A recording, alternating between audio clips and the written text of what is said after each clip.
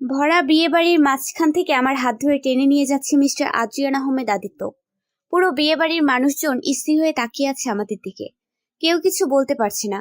আমার আব্বু আম্মু আর ছোট ভাই সবাই শুধু তাকিয়ে আছে। আমার উঠবি সেও কিছু করতে পারছে না। সামান্য কিছু ফটোর পাওয়ার এত হতে পারে তা জানা ছিল না আমার। আজকের এই পরিস্থিতির জন্য শুধুমাত্র আমিই দায়ী। আমার জন্য এরকম একটা পরিস্থিতির সৃষ্টি হলো। সেদিন যদি ছবিগুলো না তুলতাম তাহলে আজ এগুলোর কিছুই হতো না। আদ্রিয়ান আহমেদ আদিত্য এমন নয় যে এই মানুষটাকে আমি চিনি না। একটা সময় ছিল যখন এই মানুষটাকে আমি পাগলের মতো ভালোবাসতাম। তার অবহেলা অপমান অনেক কিছু সহ্য করেও তাকে পাগলের মতো ভালোবেসেছিলাম আমি। কিন্তু সেদিনের তার দেওয়া কঠিন অপমান, আমি মরে গেলেও তার কিছু যায় আসে না এটা জানার পর আর তার দিকে ফিরে তাকাতেও ইচ্ছে করেনি আমার। তার থেকে সরে এসেছি আমি। প্রায় 1 মাস হয়ে গেছে তার মুখটাও দেখিনি আমি।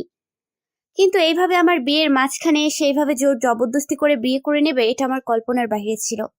রাগ হচ্ছে ভীষণ। আমি মরে গেলেও যার যায় আসে না সে কিনা সামান্য ফটো নিয়ে বাজে কথা বলে এইভাবে বিয়ে করে নেবে।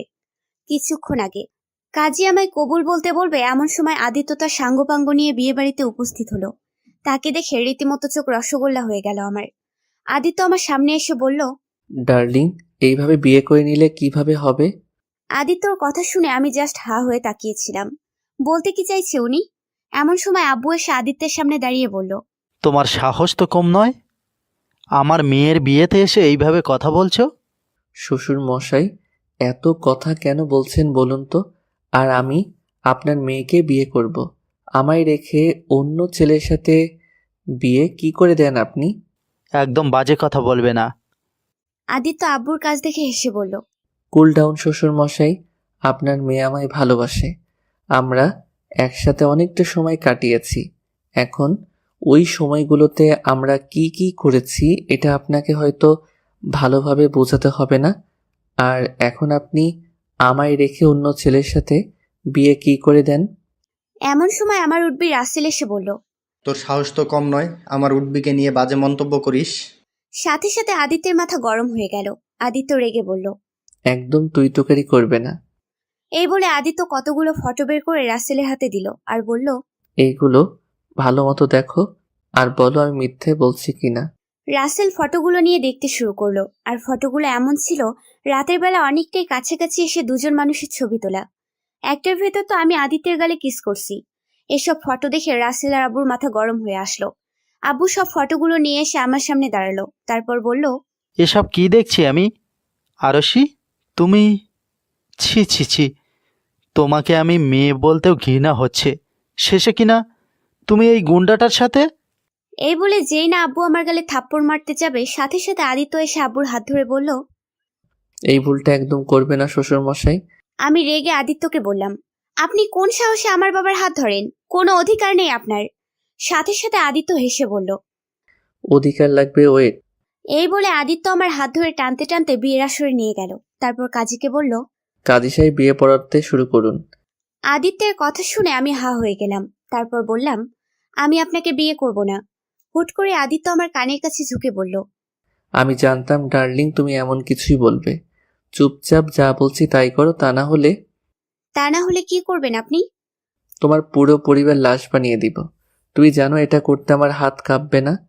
সাথে সাথে কালো অন্ধকারে ঢেকে গেল সব। আমি মিনমিন স্বরে বললাম, প্লিজ এমনটা করবেন না। তাহলে যা বলছি তাই করো ডার্লিং। এমনটা কেন করছেন? বিনিময়ে আদিত্য কিছু বলল না। আদিত্যের কথা শুনে চোখ বেয়ে পানি পড়ল। আদিত্যের ওপর ঘৃণা বেড়ে গেল আমার। শেষে কিনা কেউ কিছু বলতে পারল না। সবাই আদিত্যের পাওয়ারকে ভয় পায়। তাই সবাই শুধু চুপ করে তামাশা দেখছিল।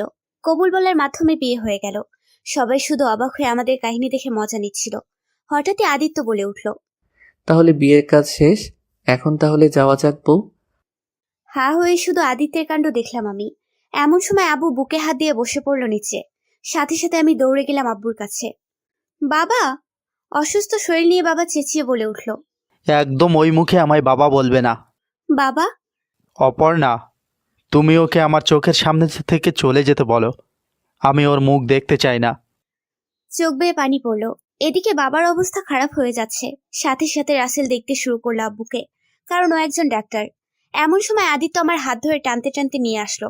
আদিত্যের কাছে ঘৃণা রাগ দুটোই হচ্ছিল, কিন্তু কিছু করতেও পারছিলাম না। বর্তমানে আদিত্য আমার হাত ধরে গাড়িতে বসিয়ে দিল। তারপর নিজে ড্রাইভিং সিটে বসে গাড়ি চালাতে শুরু করলো। চোখ বেয়ে পড়ছে পানি। আর ভাবতে লাগলাম আজ থেকে ঠিক কয়েক মাস আগের ঘটনা। ভার্সিটি শেষে হেঁটে বাড়ি ফিরছি আমি। এমন সময় দেখলাম আমার থেকে কিছুটা দূরে আদিত্য গাড়ির পাশে হেলান দিয়ে দাঁড়িয়ে আছে। ওকে দেখে মুখে হাসি ফুটে উঠল। আদিত্য হলো একজন বড় মাপের মাফিয়া, দেখতে অসম্ভব সুন্দর। উনি মাফিয়া হলেও মনটা খুব ভালো। উনি সেই সব মানুষদের সাথে খারাপ আচরণ করেন যারা গরিব মানুষদের কাছ থেকে তাদের শেষ সম্বল কেড়ে নিয়ে নিজের নামে করে, কিন্তু কখনো প্রকাশ করে না। আর এসব দেখে আমি আদিত্যের প্রতি ভালো লাগা থেকে ভালোবাসায় চলে যাই আমি। বহুবার বলেছি আদিত্যকে ভালোবাসি, কিন্তু আদিত্য পাত্তা দেয়নি।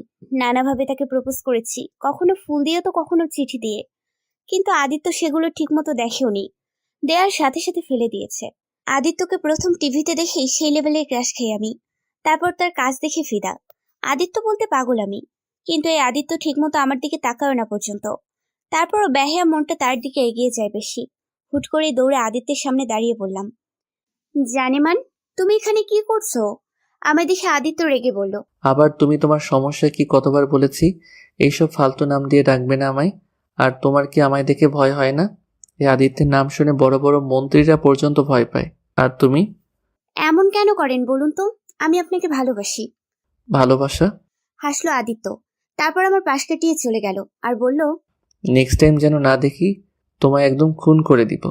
সাথে সাথে ভেঙচি কেটে বললাম, একদম খুন করে দেব ভালো না বাসলে। বিনিময়ে আদিত্য কিছু বলল না, গাড়ি করে চলে গেল। আর আমিও দীর্ঘশ্বাস ফেলে বললাম, মিস্টার মাফিয়া, কবে যে তুমি আমায় ভালোবাসবা? তবে আমি জানি আজ নয় কাল ভালো তুমি আমাকেই বাসবা। এইভাবে নাচতে নাচতে বাড়ির উদ্দেশ্যে রওনা হলাম আমি। রাত 8টা। বিছানায় শুয়ে আদিত্যের ছবির দিকে তাকিয়ে আছি আমি, আর ছবির সাথে কথা বলছি। মাফিয়া জানেমান, কবে যে তুমি বলবে আরশি আই লাভ ইউ? আরে জানেমান, আমার সমস্যা কি জানো না তুমি? তোমায় আমি ভালোবাসি, কেন বুঝতে পারো না তুমি? যেখানে আমার জন্য অর্ধেক ছেলেরা পাগল, সেখানে এই ছেলেটা আমায় পাত্তা দিচ্ছে না।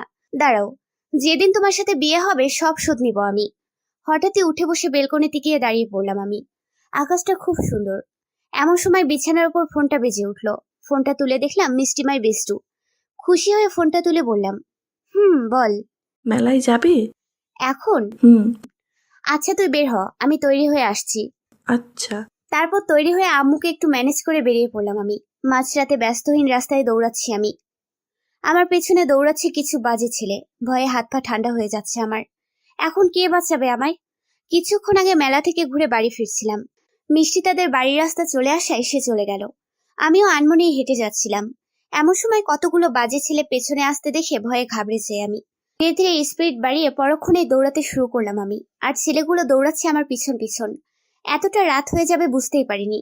বর্তমানে দৌড়াচ্ছি আমি। এদিকে গাড়ির উপরে বসে লাগাতার বিড়ি খেয়ে চলেছে আদিত্য। তার পাশে তার বন্ধুরাও আছে। মাঝে মাঝে আদিত্য এমন করে, মাঝরাতে ব্যস্তহীন রাস্তায় এসে বসে থাকে। কেন করে সেটা তার বন্ধুরাও জানে না। ভয়ে কখনো জিজ্ঞেসও করতে পারে না।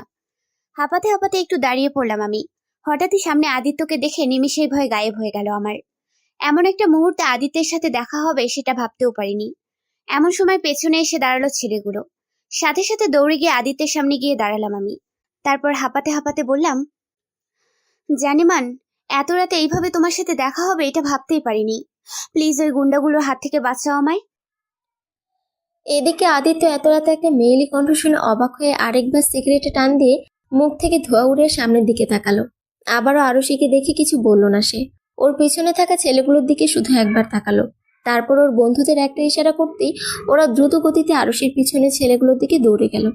আদিত্যের বন্ধুদের এভাবে দৌড়াতে দেখে বাজে ছেলেগুলো ভয়ে দৌড়ে পালালো। এদিকে আমি এইভাবে ছেলেগুলোকে দৌড়াতে দেখে খুশি হয়ে বললাম, থ্যাংক ইউ জানেমান। আমার কথা শুনে আদিত্য গাড়ি থেকে নেমে এসে বলল, এত রাতে এখানে কি করছো?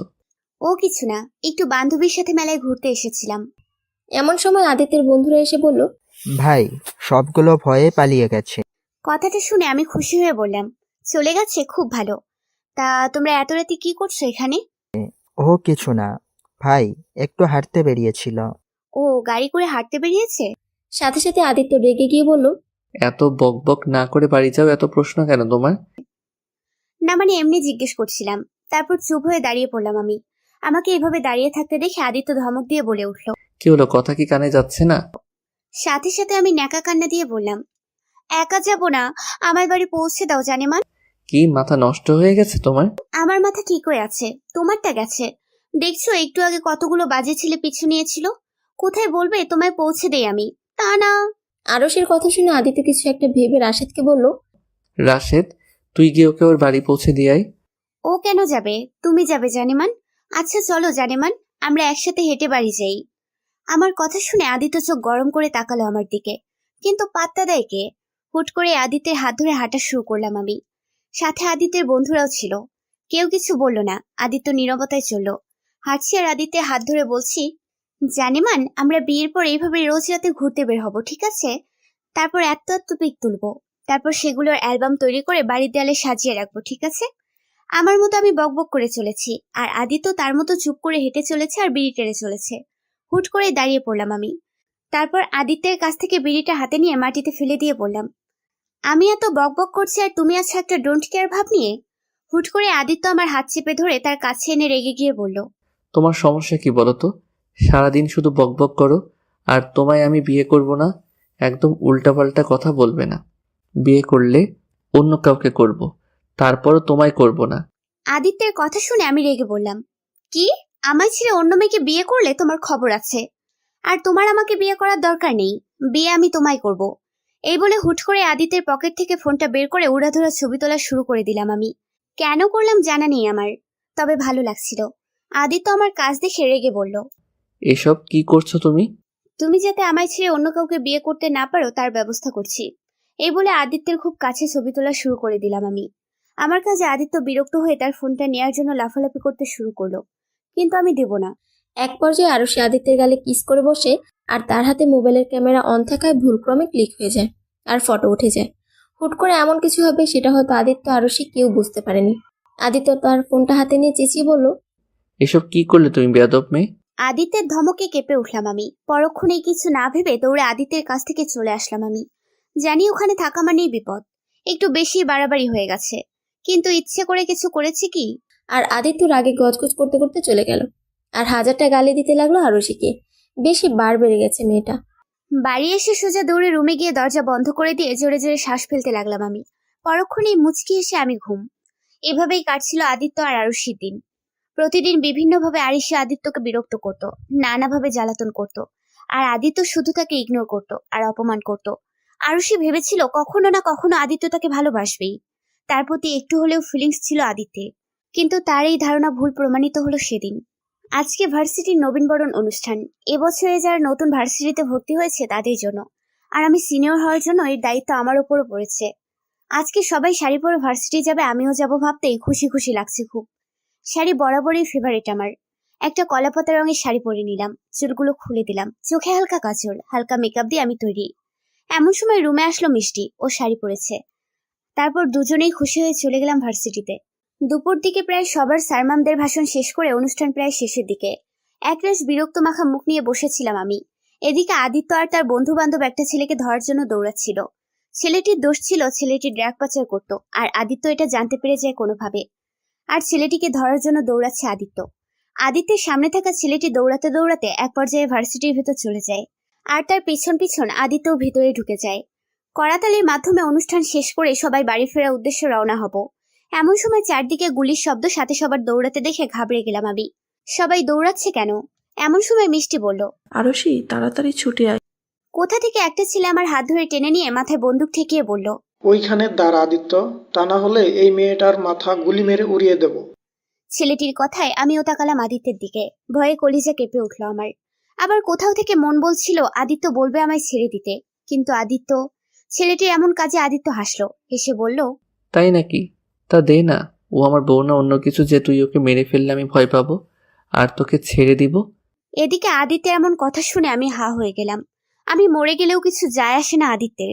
মুহূর্তের মধ্যে আদিত্যের প্রতি আমার সব ইচ্ছে স্বপ্ন ভেঙে চুরমার হয়ে গেল। সেদিনে আদিত্যের দেয়া আঘাত আমি মেনে নিতে পারিনি। মরে গেলেও যা যায় আসে না, সে আর যাই হোক কোনোদিনও আমায় ভালোবাসতে পারবে না। এদিকে আদিত্যের কথার তালে তালে আদিত্যের বন্ধুটা পেছন থেকে ছেলেটিকে ধরে ফেললো, আর আমায় ছাড়িয়ে ছেলেটি ধরে চলে গেল তারা। ছেলেটি ছেড়ে দিতেই মিষ্টি এসে ধরলো আমায়। মুহূর্তের মধ্যে সব কালো অন্ধকারে ডুবে গেল।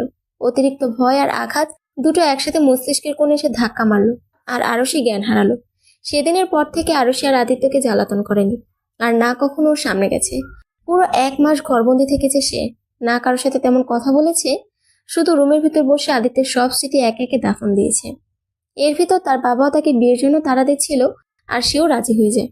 কিন্তু এভাবে হুট করে আদিত্য এমন কিছু করবে সেটা কল্পনার বাইরে ছিল আরশির। কি হলো? গাড়ি থেকে বের হও, আমরা এসে পড়েছি। হঠাৎ আদিত্যের মুখে এমন কথা শুনে আরশি তার কল্পনার জগৎ থেকে বেরিয়ে আসলো।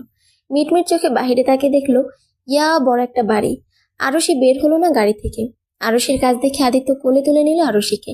আদিত্যের এমন কাজে আরশি অবাক হয়ে তাকালো। কষ্ট হচ্ছে তার পুরনো কথাগুলো ভেবে। শুধু মস্তিষ্কের কোণে একটা কথাই বাজলো তার, কেন এমন করলো আদিত্য? আদিত্য আমায় কোলে করে নিয়ে এসে একটা তুলতুলে সাদা বিছানায় বসিয়ে দিল। রাগ হচ্ছে ভীষণ। আমি রেগে আদিত্যকে বললাম, এইসব কি হচ্ছে?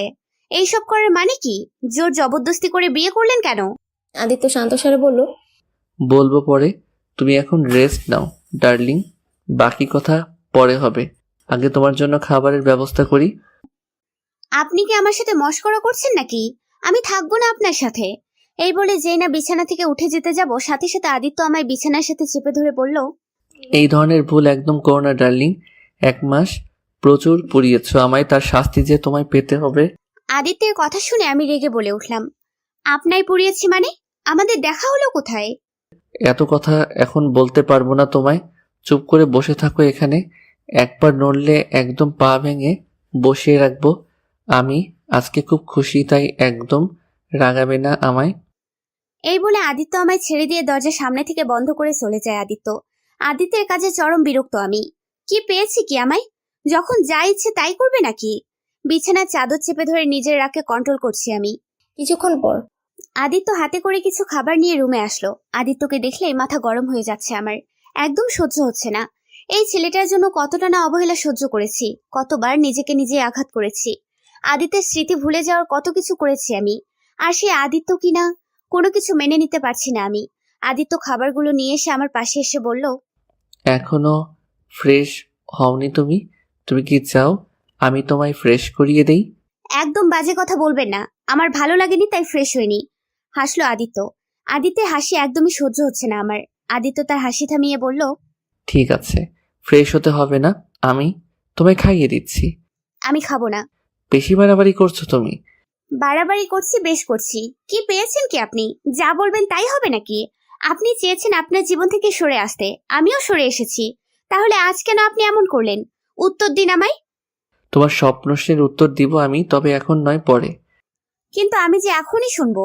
এত বকবক করো না, আমার মাথা খারাপ হয়ে যাবে। মাথা খারাপ হয়ে যাবে মানে? মাথা তো আমার খারাপ হয়ে যাচ্ছে। কেন করেছেন? আপনার জন্য আমার পরিবার আমায় ঘৃণা করে এখন। বলতে বলতে কেঁদে উঠলাম আমি। আদিত্য আমার কাছে চেঁচিয়ে বলল, চুপ করো। চুপ করব মানে? আগে প্রশ্নের উত্তর দিন, কেন করেছেন এমন? আর কিছু বলার আগে আদিত্য আমার মুখে খাবার ভরে দিল। আচমকা এমনটা হওয়াতে আমি পুরো বোকা বনে গেলাম। এখন কথাও বলতে পারছি না। আদিত্য খাবার দিতে দিতে শান্তস্বরে বলল, বলবো সব, তবে পরে একটু সময় দাও, সব ঠিক করে দিব আমি। কিন্তু আদিত্যের এই সান্ত্বনা একদম সহ্য হচ্ছে না আমার। জোর জবরদস্তি করে আদিত্য খাবার খাইয়ে দিল আমায়। তারপর বলল, তুমি ফ্রেশ হয়ে ঘুমিয়ে পড়ো। আমি ফ্রেশ হব না, এইভাবেই থাকবো। বেশি বাড়াবাড়ি করলে কিন্তু আমি তোমায় ফ্রেশ করিয়ে দিব। উল্টোপাল্টা কথা একদম বলবেন না। আপনাকে সহ্য হচ্ছে না আমার। বেরিয়ে যান এই রুম থেকে। এক পর্যায়ে চেঁচিয়ে কেঁদে উঠলাম। আদিত্য কিছুটা ঘাবড়ে গেল আরুষির কাছে। শেষমেশ সেও আর কিছু না বলে রুম থেকে বেরিয়ে যায়। আদিত্য যেতে আরুষি কাঁদতে কাঁদতে বিছানায় শুয়ে ঘুমিয়ে পড়ে। তার একদমই সহ্য হচ্ছে না আদিত্যকে। ড্রিঙ্ক হাতে সোফায় বসে আছে আদিত্য। এই 1 মাস তার দিনগুলো কিভাবে কেটেছে ভাবতেই অবাক হয় আদিত্য। এই 1 মাসে আদিত্য বুঝতে পেরেছে আরুষির প্রতি তার অনুভূতি, তার ভালোবাসা। কথায় আছে না, কাছে থাকলে কেউ বুঝতে পারে না তার গুরুত্ব কতটা, দূরে গেলে বোঝা যায় তার শূন্যতা। আদিত্য বুঝেছে আরুষির শূন্যতা। এমনটা নয় যে সে খুব কষ্ট পাচ্ছে আরুষির ব্যবহারে। কম অবহেলা করেনি সে আরুষিকে। আর সেই অবহেলার যন্ত্রণা পেয়েছে আদিত্য এই 1 মাসে। চোখ বন্ধ করে আদিত্য ভাবতে লাগলো সেই পুরনো দিনগুলোর কথা। প্রায় 1 সপ্তাহ হয়ে গেছে আরুষির সাথে দেখা হয়নি আদিত্যের। প্রথম প্রথম ভালো লাগলো, পরে ভালো লাগেনি আদিত্যের। ভিতরে ভিতরে আরুষির শূন্যতা অনুভব করেছে সে। আরুষির পাগলামি মনে করে হঠাৎই আদিত্য হেসে ওঠে। আচমকা আদিত্যের এমন হেসে উঠে অবাক হয় তার বন্ধুরা। রাশেদ অবাক হয়ে জিজ্ঞেস করে, কি হলো ভাই? রাশেদের কথায় আদিত্য তার কল্পনা জগৎ থেকে বেরিয়ে আসলো। তারপর বলে উঠলো, না তেমন কিছু নয়, বাদ দে। ও আচ্ছা ভাই। কিছুক্ষণ পর আদিত্য বলে উঠলো রাশেদকে, আচ্ছা, ওই মেয়েটাকে আর দেখছি না কেন বলতো? আগে তো রোজ 3-4 বার করে সামনে আসতো। আদিত্যের কথা শুনে রাশেদ অবাক হয়ে বলল। ভাই, আপনি কি মেয়েটাকে মিস করছেন? সাথে সাথে আদিত্য চমকে উঠল, তারপর কাঁপা কাঁপা গলায় বলল। মিস করতে যাব কেন, এমনি বললাম। ও আচ্ছা। ভাই, জানি না গত কয়েকদিন যাবৎ আমরাও দেখি নাই মেয়েটাকে। ঠিক আছে, বাদ দে। ঠিক আছে ভাই। এই বলে আদিত্য টপিক চেঞ্জ করে দিল। আদিত্য নিজেও অবাক, সে কি সত্যি মেয়েটাকে মিস করছে নাকি? ধুর, যা হয়েছে ভালোই হয়েছে, আর মেয়েটা স্টুপিড কাণ্ডগুলো দেখতে হবে না। এসব ভেবে আদিত্য নিজের কাজে মন দিতে শুরু করে। কিন্তু দিন যত যাচ্ছিল আদিত্যের আরশির প্রতি শূন্যতা বেড়ে যাচ্ছে। একটা সময় আদিত্য সত্যি সত্যি মিস করতে শুরু করে আরশিকে। আরশির করা পাগলামিগুলো খুব মনে পড়তে শুরু করে তার। রাতে ঘুমও হয় না ঠিকমতো আদিত্যের। ধীরে ধীরে আদিত্য দিশেহারা হয়ে পড়ে আরশির জন্য। এভাবেই কাটছিল দিন। ড্রিঙ্ক হাতে বসেছিল আদিত্য, এমন সময় তার কিছু বন্ধুরা এসে বসে তার পাশে। আদিত্যের কাছে আসতে আদিত্য নেশাগ্রস্ত অবস্থায় রাশেদকে জিজ্ঞেস করলো। মেয়েটার কোনো খবর পেলি? ভাই, খবর তো পাইনি, শুধু জেনেছি মেয়েটা নাকি ভার্সিটিও যাচ্ছে না অনেকদিন যাবৎ। ভার্সিটি? নামটা শুনে আদিত্য সেদিনের কথা মনে পড়ে গেল। এমন সময় রাশেদ বলে উঠল। ভাই, আমার যতদূর মনে পড়ে মেয়েটাকে সেদিনই লাস্ট ভার্সিটিতে গিয়েছিল। হয়তো সেদিন ভয় পেয়েছিল, ওই যে গুলি ধরেছিল ওর মাথায় আরাফ। আদিত্য কিছুক্ষণ চুপ থেকে বলল। মেয়েটাকে খুঁজে বের কর, যে করেই হোক মেয়েটাকে আমার চাই। ঠিক আছে ভাই, চেষ্টা করছি আমরা। এই বলে আদিত্যের লোকেরা চলে যায়, আর আদিত্য ড্রিঙ্ক করতে করতে মেঝেতেই ঘুমিয়ে পড়ে। এদিকে রাশেদ নিজেও বুঝতে পারছে না আদিত্যের কাণ্ড। এতদিন মেয়েটা আসতো বলে বিরক্ত হয়েছে, আজ আসছে না বলে বিরক্ত হচ্ছে। অদ্ভুত। পরের দিন রাশেদের ডাকে ঘুম ভাঙে আদিত্যের। আদিত্যের ঘুম ভাঙতে রাশেদ অবাক হয়ে বলল। ভাই, আপনি কি সারা রাত মেঝেতে ঝুলিয়েছিলেন নাকি? রাশেদের কথার উত্তর না দিয়ে আদিত্য বলে উঠল। ওসব বাদ দে, আগে বল মেয়েটার কোনো খবর পেয়েছিস? রাশেদ মাথা নিচু করে বলল। পেয়েছি ভাই, তবে কি তবে? ভাই, মেয়েটার বিয়ে ঠিক হয়ে গেছে, 2 দিন পরেই বিয়ে। রাশেদের কথা শুনে আদিত্য রেগে গিয়ে রাশেদের কলার চেপে বলল। এসব কি বলছিস, এটা হতে পারে? মুহূর্তের মধ্যে আদিত্যের মাথা খারাপ হয়ে যায়। বুকের বাপাশে চিনচিনে ব্যথা অনুভব হয় তার। পুরো রুমের জিনিসপত্র ভেঙে চুরে তছনছ করে ফেলে। সে কিছুতেই মেনে নিতে পারেনি আরুষির বিয়ে। শেষে আদিত্যের মাথায় ওই ছবিগুলোর কথা মনে পড়ে, আর বিয়ের দিন। ভাই, ভাবির জন্য জামা কাপড় কিনে আনতে বলেছিলেন, এই যে এনেছি। হঠাৎই রাশেদের কণ্ঠ শুনে আদিত্য তার কল্পনা জগৎ থেকে বেরিয়ে আসলো। আনমনে বলে উঠল সে। কি? ভাই, জামা কাপড় ভাবির জন্য। ও, ওগুলো ওইখানে রেখে যা তোরা। ঠিক আছে ভাই। এই বলে চলে যায় রাশেদ। আবারও ড্রিঙ্কের গ্লাসে চুমুক দেয় আদিত্য। রাত 2:45। আদিত্য ঢুলতে ঢুলতে আরুষির রুমে ঢুকলো। আদিত্য ঢুলতে ঢুলতে গিয়ে বসে পড়লো আরুষির পাশে। আনমনে ঘুমিয়ে আছে আরুষি, মায়াবী তার মুখ। আনমনে আদিত্যের হাত চলে যায় আরুষির গালের কাছে। এদিকে আচমকা কারো স্পর্শ গালে পড়তেই হালকা নড়ে উঠলো আরুষি। হাসলো আদিত্য, তারপর আনমনে বলে উঠলো আদিত্য। যখন তুমি আমার কাছে ছিলে তখন হয়তো আমি বুঝতে পারিনি তোমার জায়গা কোথায় আমার কাছে, কিন্তু এখন যখন বুঝে গেছি একবার আর ছাড়ছি না তোমায়। সবসময় আগলে রাখবো, তোমার অভিমান ভাঙিয়ে নতুন করে শুরু করবো সবকিছু। এতটুকু বলে আরুষির গালে একটা চুমু দেয় আদিত্য। তারপর চুপটি করে আরুষির পাশে গিয়ে শুয়ে আরুষিকে জড়িয়ে ধরে বলল। অনেকদিন ঘুম হয়নি আমার, আজকে আরামের ঘুম দিব আমি। এতটুকু বলে ঘুমিয়ে পড়ে আদিত্য আরুষিকে জড়িয়ে ধরে। আর আরুষি, সে হয়তো আদিত্যের বলা কথাগুলো কিছুই শুনতে পায়নি। শুনলে হয়তো খুশি হতো, হয়তো না। কেউ শক্ত করে জড়িয়ে ধরে আছে বুঝতেই ঘুম ভাঙলো আমার। পাশে আদিত্যকে দেখে কি রিয়াকশন দেওয়া উচিত ছিল ভুলে গেছি। রাগ অভিমান সব একসাথে মাথার ভেতর ভনভন করছে। হুট করে আদিত্যকে সরিয়ে উঠে পড়লাম আমি। বিরক্ত লাগছে সবকিছু। আনমনে বিছানা থেকে উঠে দাঁড়ালাম আমি। তারপর শাড়ির কুচি ধরে হাঁটতে শুরু করলাম। আদিত্যের রুমটা বিশাল বড়, চারদিকে রয়েছে সব দামি দামি জিনিসপত্র। হঠাৎই চোখ গেল বিছানা থেকে কিছুটা দূরে থাকা একটা আয়নার দিকে। আনমনে হাঁটতে হাঁটতে সেখানে চলে গেলাম আমি। পুরো শরীর ব্যথা করছে আমার। কালকের সাজে এখনো সজ্জিত আমি। আয়নার দিকে তাকাতেই চমকে উঠলাম আমি। চুলগুলো সব এলোমেলো হয়ে গেছে। গায়ের গয়নাগুলো সব ওলটপালট হয়ে রয়েছে। কাজল সব লেপটে গেছে। এক কথায় বলতে গেলে পাগলের মতো দেখাচ্ছে আমায়। সব একে একে খুলতে শুরু করলাম আমি। কানের ভারী দুল, গলায় থাকা ভারী নেকলেস, শাড়ির অবস্থাও যা ইচ্ছে তাই হয়ে গেছে। কিন্তু কথা হলো, এটা খুলে পরবো কি আমি? আনমনের প্রশ্নটা করে বসলাম নিজেকে। এমন সময় চোখ বন্ধ করে আদিত্য বলে উঠল। ওই আলমারিতে অনেকগুলো শাড়ি, সালোয়ার কামিজ সহ আরো অনেক জিনিসপত্র আছে, যেটা ভালো লাগে পরে ফেলতে পারো। আদিত্যের কথা শুনে কিছু বললাম না আমি। এই মুহূর্তে কোনো কিছু বলার মুডে নেই আমি। হাঁটতে হাঁটতে আলমারির সামনে দাঁড়ালাম, কিন্তু আলমারির চাবি। আদিত্য তার হাতে এগিয়ে দিয়ে বলল। এই চাবি? এইবারে আদিত্যের কাজে অবাক হলাম আমি। বুঝলো কেমনে? আমার ভাবনার মাঝে আদিত্য চোখ খুলে বলে উঠল, এত না বোঝার কি আছে? আলমারির কাছে যাচ্ছ, চাবি ছাড়া খুলবে কি করে? আদিত্যের প্রশ্নের উত্তর না দিয়ে হাত থেকে চাবিটা নিয়ে নিলাম আমি। তারপর আলমারি খুলতেই চোখ বড় বড় হয়ে গেল। এত জামা কাপড়! তাদের মাঝখান থেকে একটা রেড কালার শাড়ির দিকে চোখ গেল। কেমন আনমনে ওটা হাতে নিয়ে চলে আসলাম ওয়াশরুমে। এদিকে আদিত্য হাসলো, তারপর আবার চোখ বুঝে নিল সে। হঠাৎই কারো চেঁচানো শুনে লাফ দিয়ে উঠল আদিত্য। বিছানা থেকে উঠে ওয়াশরুমের দিকে যাওয়ার আগে আরশি দৌড়ে এসে তাকে জড়িয়ে ধরে বলল, আরশোলা! এদিকে আচমকা এমনটা হওয়াতে আদিত্য প্রথমে ঘাবড়ে গেল, পরক্ষণে হাসলো সে।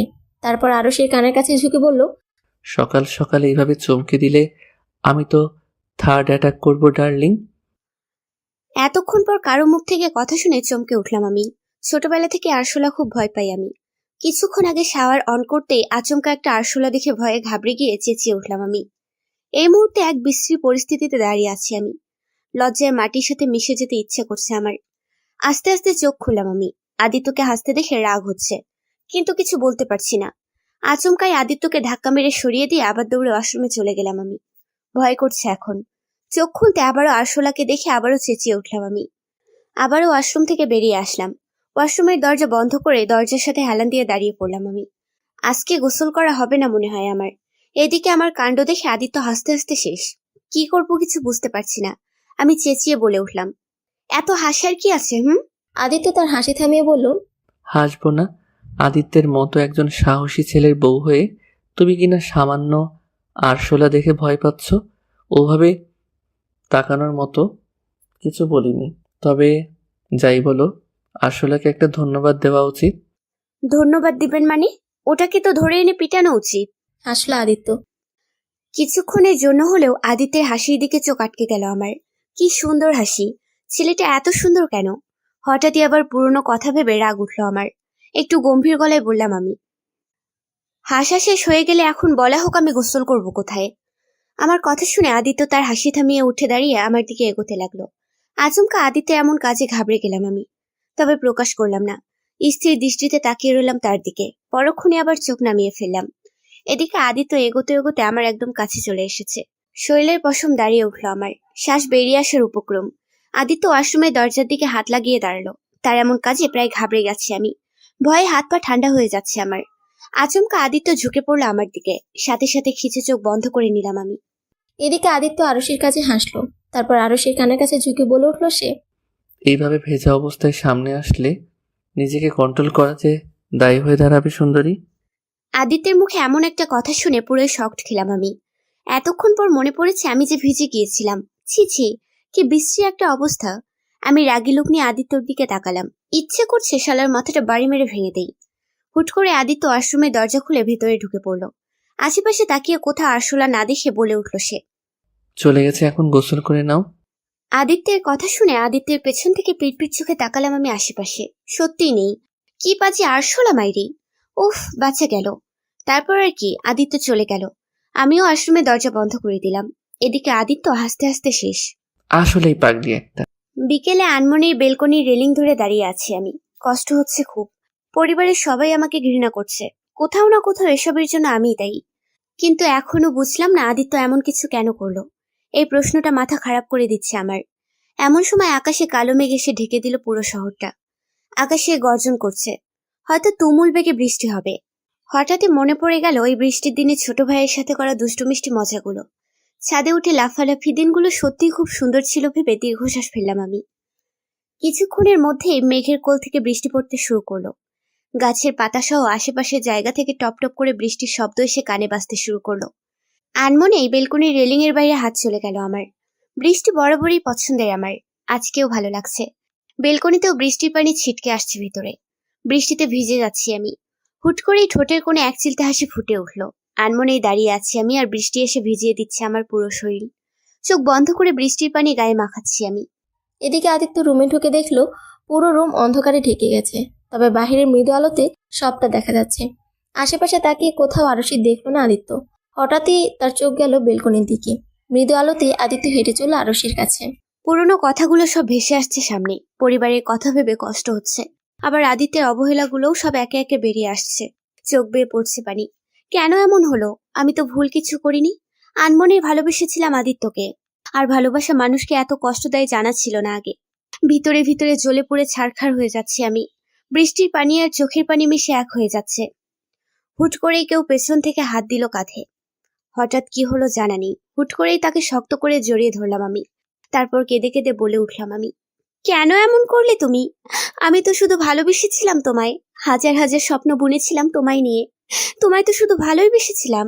আর ভালোবাসলে বুঝি এত কষ্ট পেতে হয়? কেন এমন করলে আদিত্য? টুকরে কথাগুলো বলে কেঁদে উঠলাম আমি আদিত্যকে জড়িয়ে ধরে। এদিকে আরুষের প্রশ্নের উত্তর কি দিবে জানা নেই আদিত্যের। এতক্ষণ চুপটি করে শুধু আরুষের কথাগুলো শুনতেছিল আদিত্য। সে জানে সে ভুল করেছে, বড় ভুল করে বসেছে। তার নিজেকে বুঝতে অনেকটা দেরি হয়ে গেছে। আর তার এই ভুলের জন্য সে নিজেও কষ্ট পাচ্ছে, আর আরুষিকেও কষ্ট দিচ্ছে। কিছু না বলে আদিত্য আরুষিকে শক্ত করে জড়িয়ে ধরল। দুজনেই বৃষ্টির পানিতে ভিজে যাচ্ছে, কিন্তু সেদিকে তাদের কোনো হুঁশ নেই। আনমনে দুজনে দুজনকে জড়িয়ে ধরে দাঁড়িয়ে আছে। দুজনের মনে কষ্ট আছে, কারোটা প্রকাশ পাচ্ছে আর কারোটা বুকের গহীন অতলে ডুবে আছে। হয়তো কোন একদিন প্রকাশ পাবে, হয়তো না। রাত 11টা। কাঁথা মুড়ি দিয়ে গুটিসুটি মেরে ঘুমিয়ে আছে আরুষি, আর তার পাশে তার হাত শক্ত করে ধরে আছে আদিত্য। নিজেকে খুব অপরাধী মনে হচ্ছে তার। কিন্তু সে কি করত? যদি সত্যি সত্যি আরুষির অন্য কারোর সাথে বিয়ে হয়ে যেত, তাহলে সে কি করে বাঁচত? ছোটবেলা থেকেই সে একা থাকে। হঠাৎ যখন কাউকে নিয়ে বাঁচতে যাচ্ছে, তখনই সে দূরে সরে যাচ্ছে কেন? উত্তর মেলে না আদিত্যের। সূর্যের ফুরফুর আলোতে ভরে গেছে চারপাশ। সূর্যের হালকা তাপ মেশানো রোদ্দুর এসে পড়েছে আদিত্যের মুখে। বিছানায় মাথা দিয়ে আরুষির হাত জড়িয়ে ধরেই কাল রাতে বসে বসেই ঘুমিয়ে পড়েছিল সে। ধীরে ধীরে চোখ খুলল আদিত্য। এখনো ঘুমের রেশ কাটেনি তার। চোখ খুলে আরুষির ঘুমন্ত ফেসের দিকেই তার চোখ আটকে গেল। আনমনে আদিত্যের হাত চলে গেল আরুষির গালের কাছে। গালে হাত রাখতে চমকেছে আদিত্য, কারণ আরুষির গাল প্রচন্ড বেগে গরম। অসময়ে বৃষ্টিতে ভিজলে যা হয় আর কি। আদিত্য নিজের হাত সরিয়ে আরুষির কপালে হাত দিল। তারপর নিজের কপালে হাত দিয়ে তাপমাত্রা দেখতে লাগলো। আদিত্য বুঝে কালকে বৃষ্টিতে ভিজে আরুষির জ্বর এসেছে। আদিত্য বিছানা থেকে উঠে একটা বাটিতে করে পানি নিল। তারপর শুকনো কাপড় ভিজিয়ে আরুষির কপালে জলপট্টি দিতে লাগলো। তারপর নিজের ফোনটা বের করে ডাক্তারকে কল করলো। কিছুক্ষণের মধ্যেই ডাক্তার চলে আসলো। আরুষিকে দেখে কিছু ওষুধের নাম লিখে দিল, আর কয়েক ঘন্টা পর পর মাথায় জলপট্টি দিতে বলল। আদিত্য তার লোকেদের বলে ওষুধ আনিয়ে নিল। টিপ টিপ চোখ মেলে তাকালাম আমি। অসম্ভব ক্লান্ত লাগছে। চোখ দিয়ে মনে হচ্ছে পানি পড়ছে আপনা আপনি। চোখ দুটো জ্বলছে ভীষণ। আমি ভুলে গেছি কালকের বৃষ্টিতে ভেজায় পরিণত হয়েছে এমনটা। হঠাৎই মনে হলো কপালে ঠান্ডা ঠান্ডা রেশ বয়ে যাচ্ছে। হুট করে উঠে বসলাম আমি। কপাল থেকে সরিয়ে কিছুক্ষণ নিশ্চুপভাবে বসে রইলাম। এমন সময় দরজা খুলে হাতে স্যুপ নিয়ে রুমে ঢুকলো আদিত্য।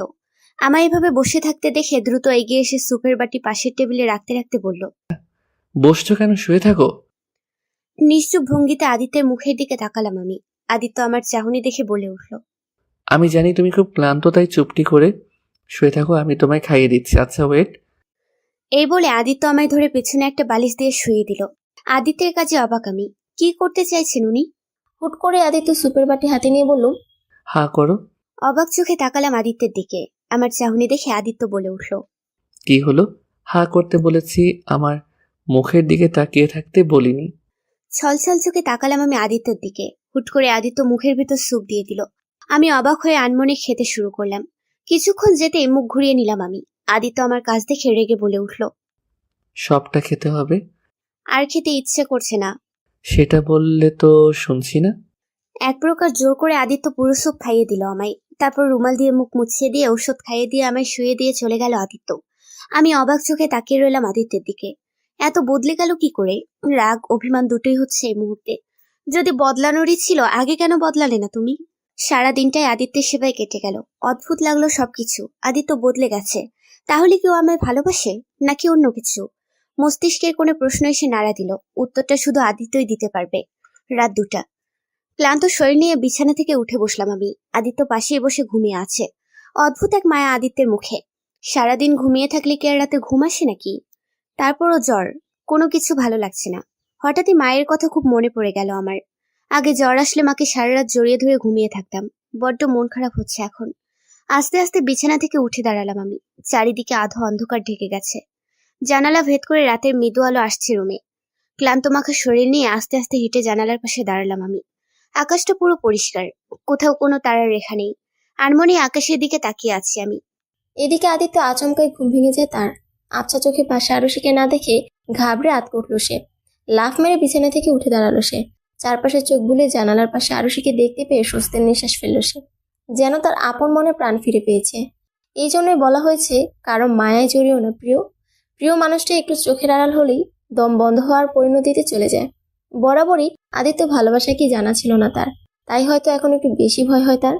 হুট করে আদিত্য দৌড়ে গিয়ে পিছন থেকে জড়িয়ে ধরল আরুষিকে। আচমকা কেউ জড়িয়ে ধরাতে ঘাবড়ে গেলাম আমি, শরীর কাঁপছে আমার। তুমি এখানে দাঁড়িয়ে আছো? জানো তোমায় না দেখতে পেয়ে কতটা ভয় পেয়ে গিয়েছিলাম আমি। আদিত্যের মুখের কথা শুনে কি উত্তর দেব ভুলে গেছি। অনেক কিছু বলতে ইচ্ছে করছে, কিন্তু শরীর সেটা যাচ্ছে না। আর কিছুক্ষণ দাঁড়িয়ে থাকলেই হয়তো আমি মাথা ঘুরে পড়ে যাব। আনমনে আদিত্যকে বলে উঠলাম আমি, আমায় বিছানায় নিয়ে চলুন। না, ঘুমিয়ে ওখানে কি করছিলে তুমি? ভালো লাগছে না আমার, ঘুমাবো আমি। বিনিময়ে আদিত্য কিছু বলল না আরুষিকে, চুপটি করে বিছানায় শুয়ে দিল সে। কষ্ট তারও হচ্ছে, আরুষির বলা কথাগুলো তার হৃদয়কে ক্ষত বিক্ষত করে দিচ্ছে। তারপরও কিছু বলতে পারছে না, কারণ এটা তার প্রাপ্য। কিছুক্ষণের মধ্যে আরুষি ঘুমিয়ে পড়ল। আদিত্য আরুষির মাথায় হাত বুলাতে বুলাতে সেও ঘুমিয়ে পড়ল। মাঝখানে কেটে গেল অনেকগুলো দিন। এই কয়েকদিন আদিত্য অনেক যত্ন নিয়েছে আরুষির। সারা দিন রাত আরুষির সুস্থতার জন্য সব করে গেছে সে। এখন আরুষি পুরোপুরি সুস্থ।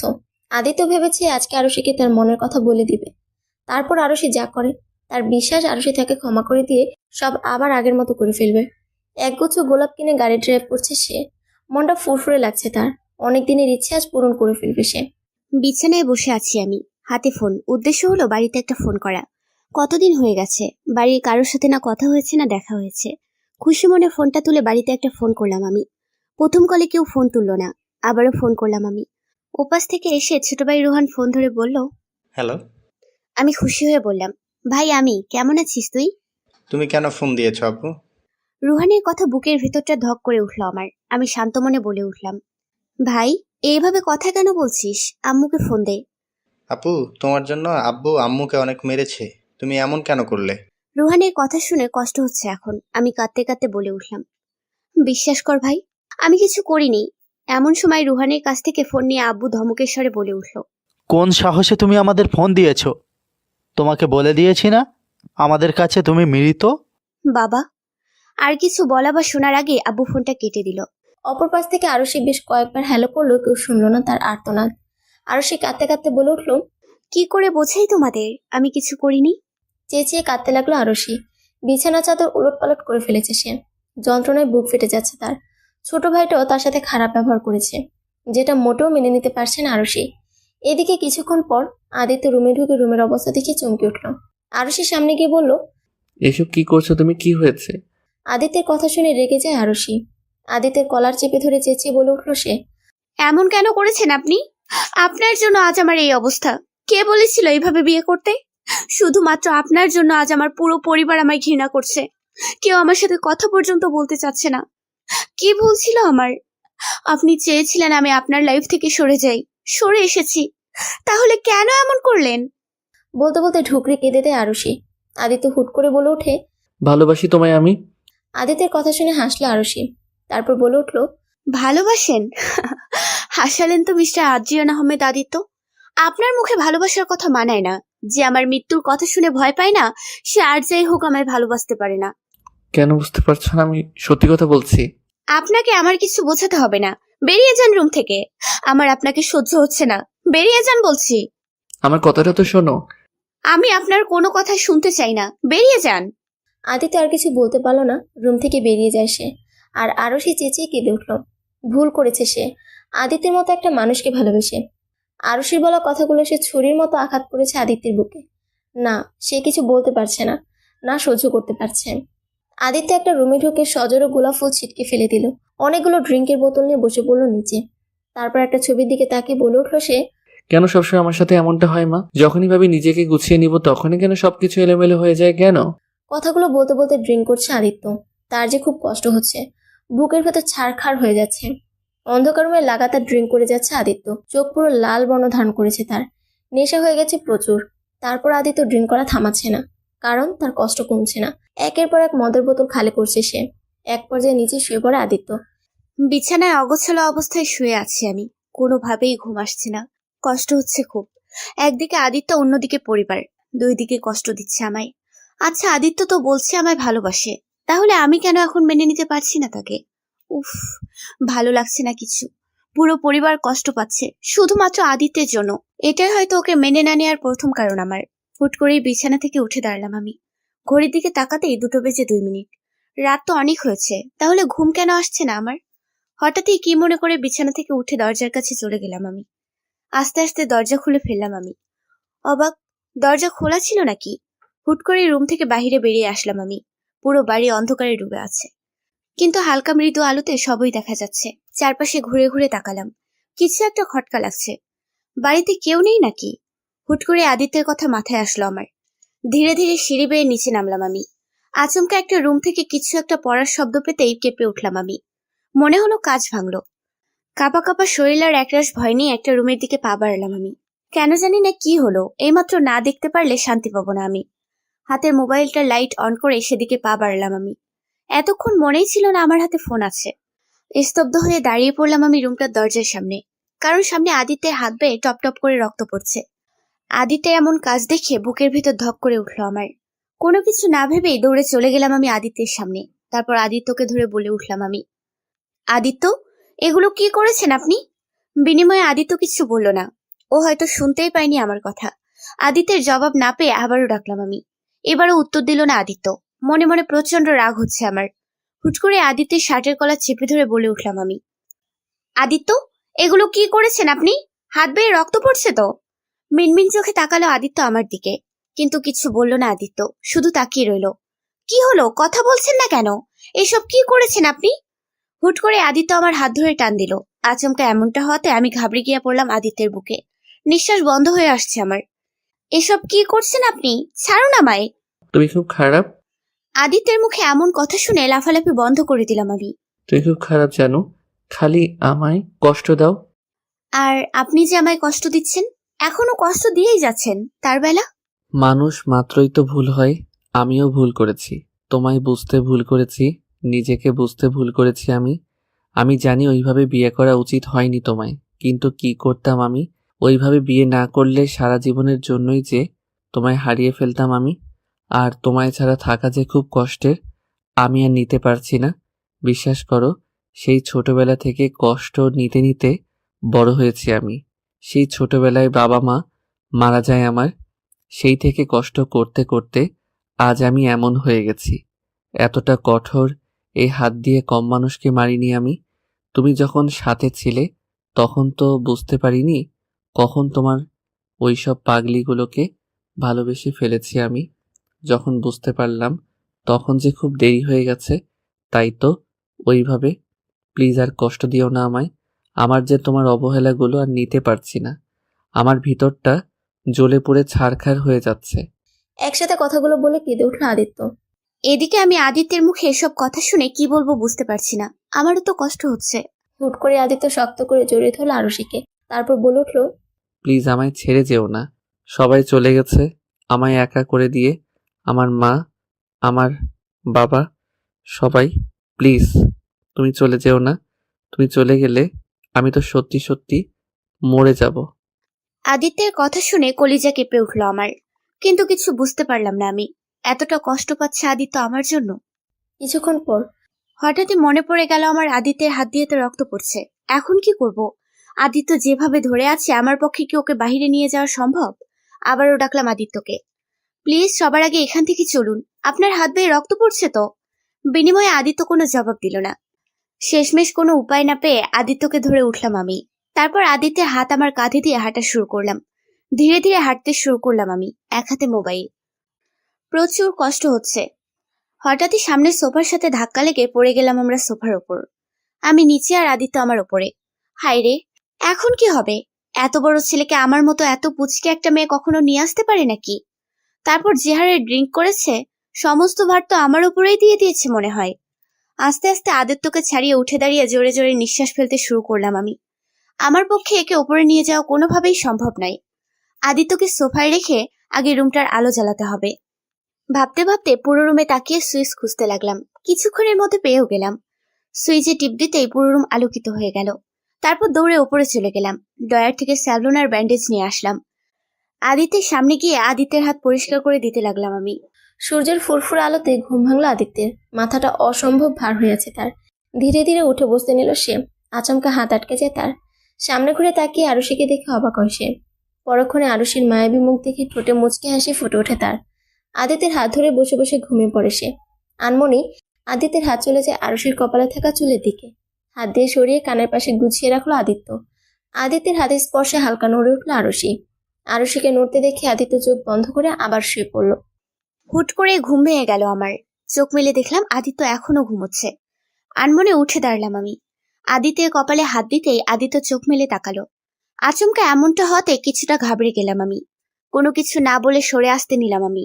সাথে সাথে আদিত্য উঠে বসে বলল, আমাকে ভালোবাসো? সকাল সকাল আদিত্যর মুখে এমন কথা শুনে অবাক হলাম আমি। তারপর বলে, না বাসি না, আপনাকে ভালোবেসে আমার কি লাভ, বলে হনহন করে চলে গেলাম আমি। আমি জানি তুমি আমায় এখনো ভালোবাসো। এখন একটু অভিমান করে আছো, ঠিক আছে। আজ থেকে তোমার অভিমান ভাঙানোর দায়িত্ব নিলাম আমি। রাতে বিছানায় বসে আছি আমি। এমন সময় হুট করে আদিত্য রুমে এসে কোলে তুলে নিল আমায়। আদিত্যের এমন কাজে অবাক হলাম আমি।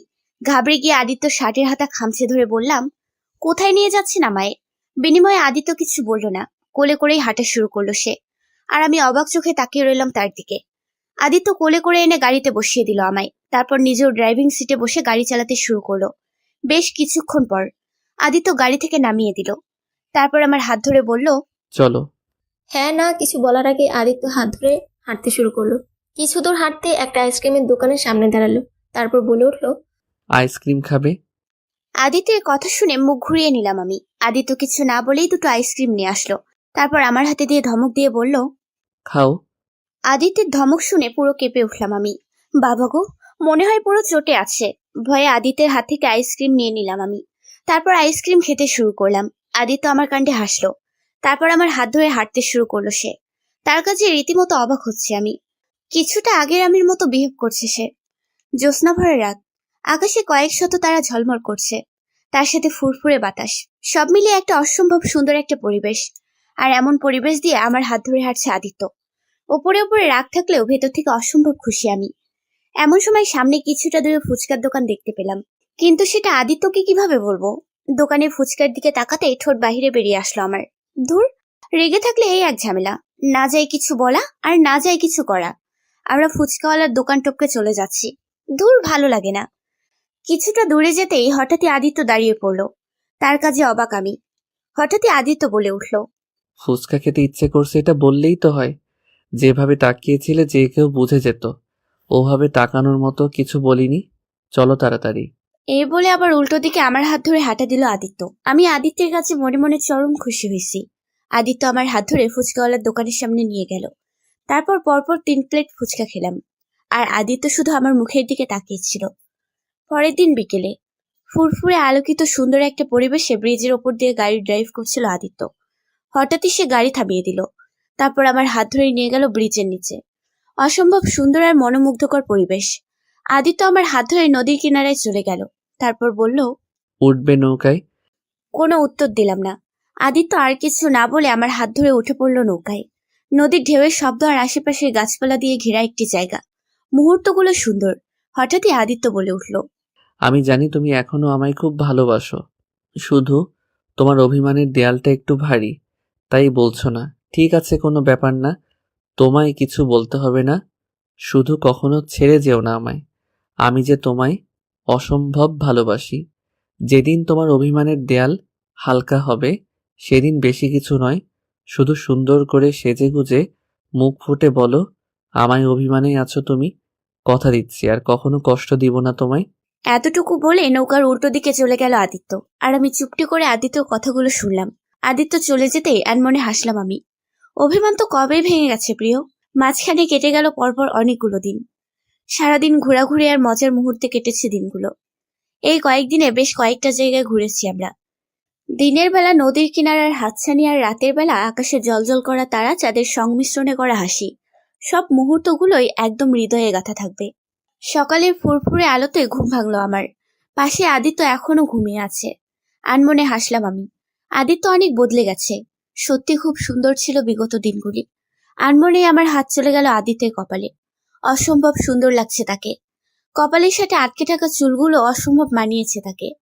ছেলেদের এত সুন্দর হলে চলে নাকি? আনমনে হাসলাম আমি।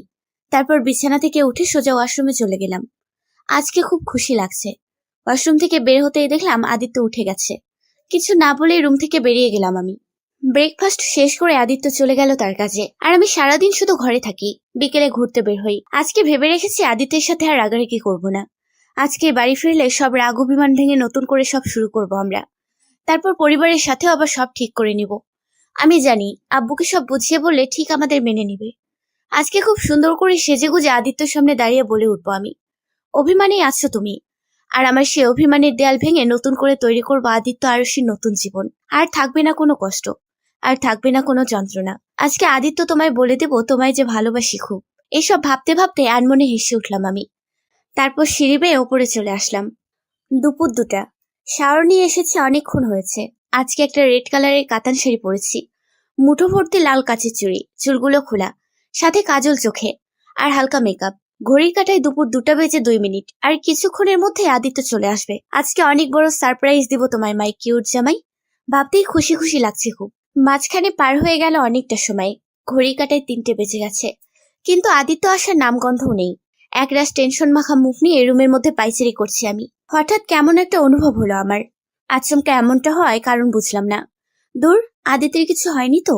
হয়তো কোনো কাজে আটকে পড়েছে, এখনই চলে আসবে। এসব বলে নিজেকে সান্ত্বনা দিচ্ছি মনকে, কিন্তু মনটা অস্থির হয়ে আছে। টেনশনে কেটে গেল আরো 1টা ঘন্টা। এখন পুরোই অবস্থা খারাপ হয়ে যাচ্ছে। এতটা দেরি হচ্ছে কেন? কি করব কিছুই বুঝতে পারছি না। অস্থিরতা কাজ করছে ভীষণ, বুকের ভিতর ভয় ভয় লাগছে। আচমকা ফোনের শব্দে আমি পুরো কেঁপে উঠলাম। কাপা কাপা হাতে ফোনটা তুলে নিলাম। ওপরে আদিত্যের নাম দেখে একটু রেগে বলে উঠলাম, এত সময় লাগছে কেন বাড়ি ফিরতে? আর বাড়ি না এসে ফোন কেন দিচ্ছ? আর কিছু বলার আগেই উপর পাশ থেকে একটা অচেনা লোক বলে উঠল। ম্যাডাম, অপরিচিত কণ্ঠ আসাতেই বুক কেঁপে উঠল আমার। আদিত্যের ফোনে অন্য কেউ।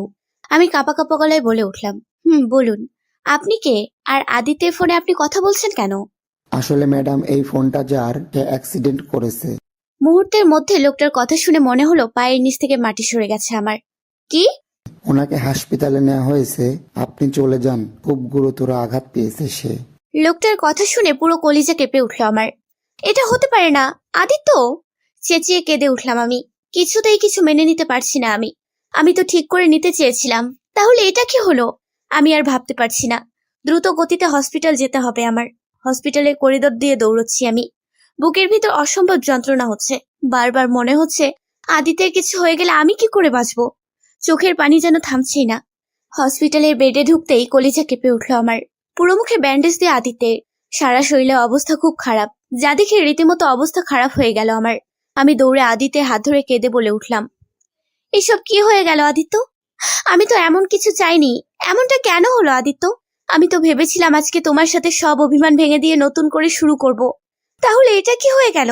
বলতে বলতে কেঁদে উঠলাম আমি। হসপিটালের বেডে শুয়েছে আদিত্য। মাথায় আর পায়ে অসম্ভব আঘাত পেয়েছে সে। কি করে কি হলো সে যেন কিছু বুঝে উঠতে পারলো না আদিত্য। এমনটা নয় যে সে রাস্তার মাঝখান দিয়ে ড্রাইভ করছিল। হুট করে একটা ট্রাক এসে পিছন থেকে ধাক্কা দিয়েছিল। ভাগ্য ভালো ছিল, খুব একটা ক্ষতি হয়নি তার। শুধু পায়ে বেশি আঘাত পেয়েছে আর মাথায়। এমন সময় হতভম্ব হয়ে দৌড়ে এসে তাকে জড়িয়ে ধরল আরশি। আচমকা এমনটা হতে আদিত্য পুরো ঘাবড়ে গেল।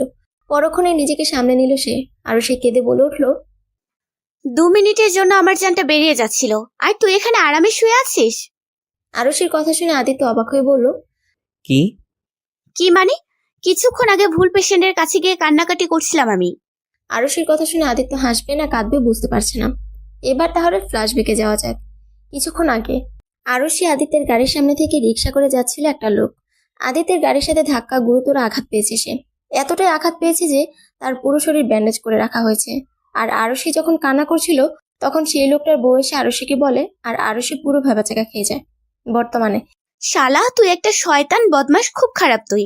এই বলে আদিত্যের বুকে কিল ঘুষি মারতে থাকে আরশি। আদিত্য আরশির কাছে অবাক হয়ে বলল, এমন করছো কেন? আমার কি দোষ? তুমি ভুল জায়গায় চলে গেছো, তাতে আমি কি করতে পারি? তুই কি করতে পারিস মানে? তোর জন্য। বলতে বলতে আরশি কেঁদে দেয়। আদিত্য আরশির কাছে খুশি হয়ে আরশিকে তার বুকের সাথে জড়িয়ে ধরে বলল, খুব ভয় পেয়েছিলে বুঝি? ভয় পাবো না? আমার নিঃশ্বাস বন্ধ হয়ে যাচ্ছিল। এত ভালোবাসো আমায়? না, আমি কাউকে ভালোবাসি না। এমন সময় রুমে ঢুকলো ডাক্তার। তাকে দেখে চোখ মুছে রুম থেকে বেরিয়ে আসলাম আমি। ডাক্তার হালকা হেসে বলল, বউ তোমার। খুব ভাগ্যবান তুমি, তোমায় খুব ভালোবাসে। আদিত্য ডাক্তারের কথা শুনে অবাক হয়ে বলল। আপনি কি করে বুঝলেন? ডাক্তার হালকা হেসে বলল। কিছুক্ষণ আগে তোমাকে মনে করে অন্য একটা পেশেন্ট ধরে অনেক কান্না করলো আর বলছিল তোমায় খুব ভালোবাসে, তাই আর কি। আদিত্য ডাক্তারের কথা শুনে হালকা হাসলো, তারপর বলে উঠলো। খুব ভালোবাসে আমায়। আজকে খুব জোর বেঁচে গেছো তুমি, কিন্তু অ্যাক্সিডেন্টটা করলে কি করে? আমি নিজেও জানি।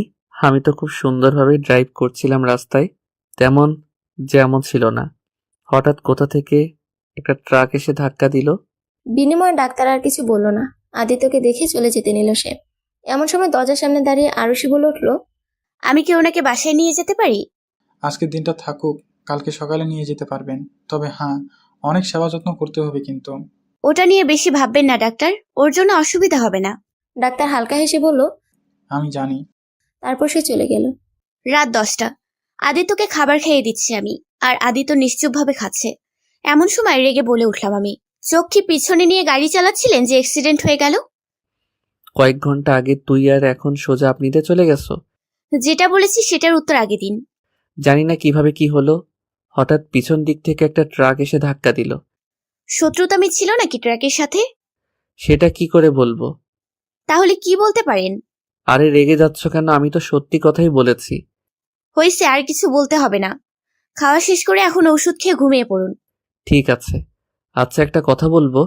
বাহিরে বের হতে গিয়েও দাঁড়িয়ে পড়ল আরুষি। তারপর পিছন ঘুরে বলে উঠল সে। বলুন। শাড়িতে কিন্তু তোমায় খুব সুন্দর লাগছে। তা হঠাৎ শাড়ি পরছিলে কেন? এতক্ষণে মনে পড়লো আমি আদিত্যর জন্য সেজেছিলাম। যাক, কোনো ব্যাপার না, আদিত্য সুস্থ হলে বলবো। এসব ভেবে আদিত্যকে বলে উঠলাম আমি, এমনি পড়ছিলাম। এতটুকু বলে হনহন করে চলে আসলাম আমি। এদিকে আদিত্য আর কিছু না ভেবে চুপচাপ শুয়ে পড়ল সে। ভোরের আলোতে ঘুম ভাঙল আদিত্যের।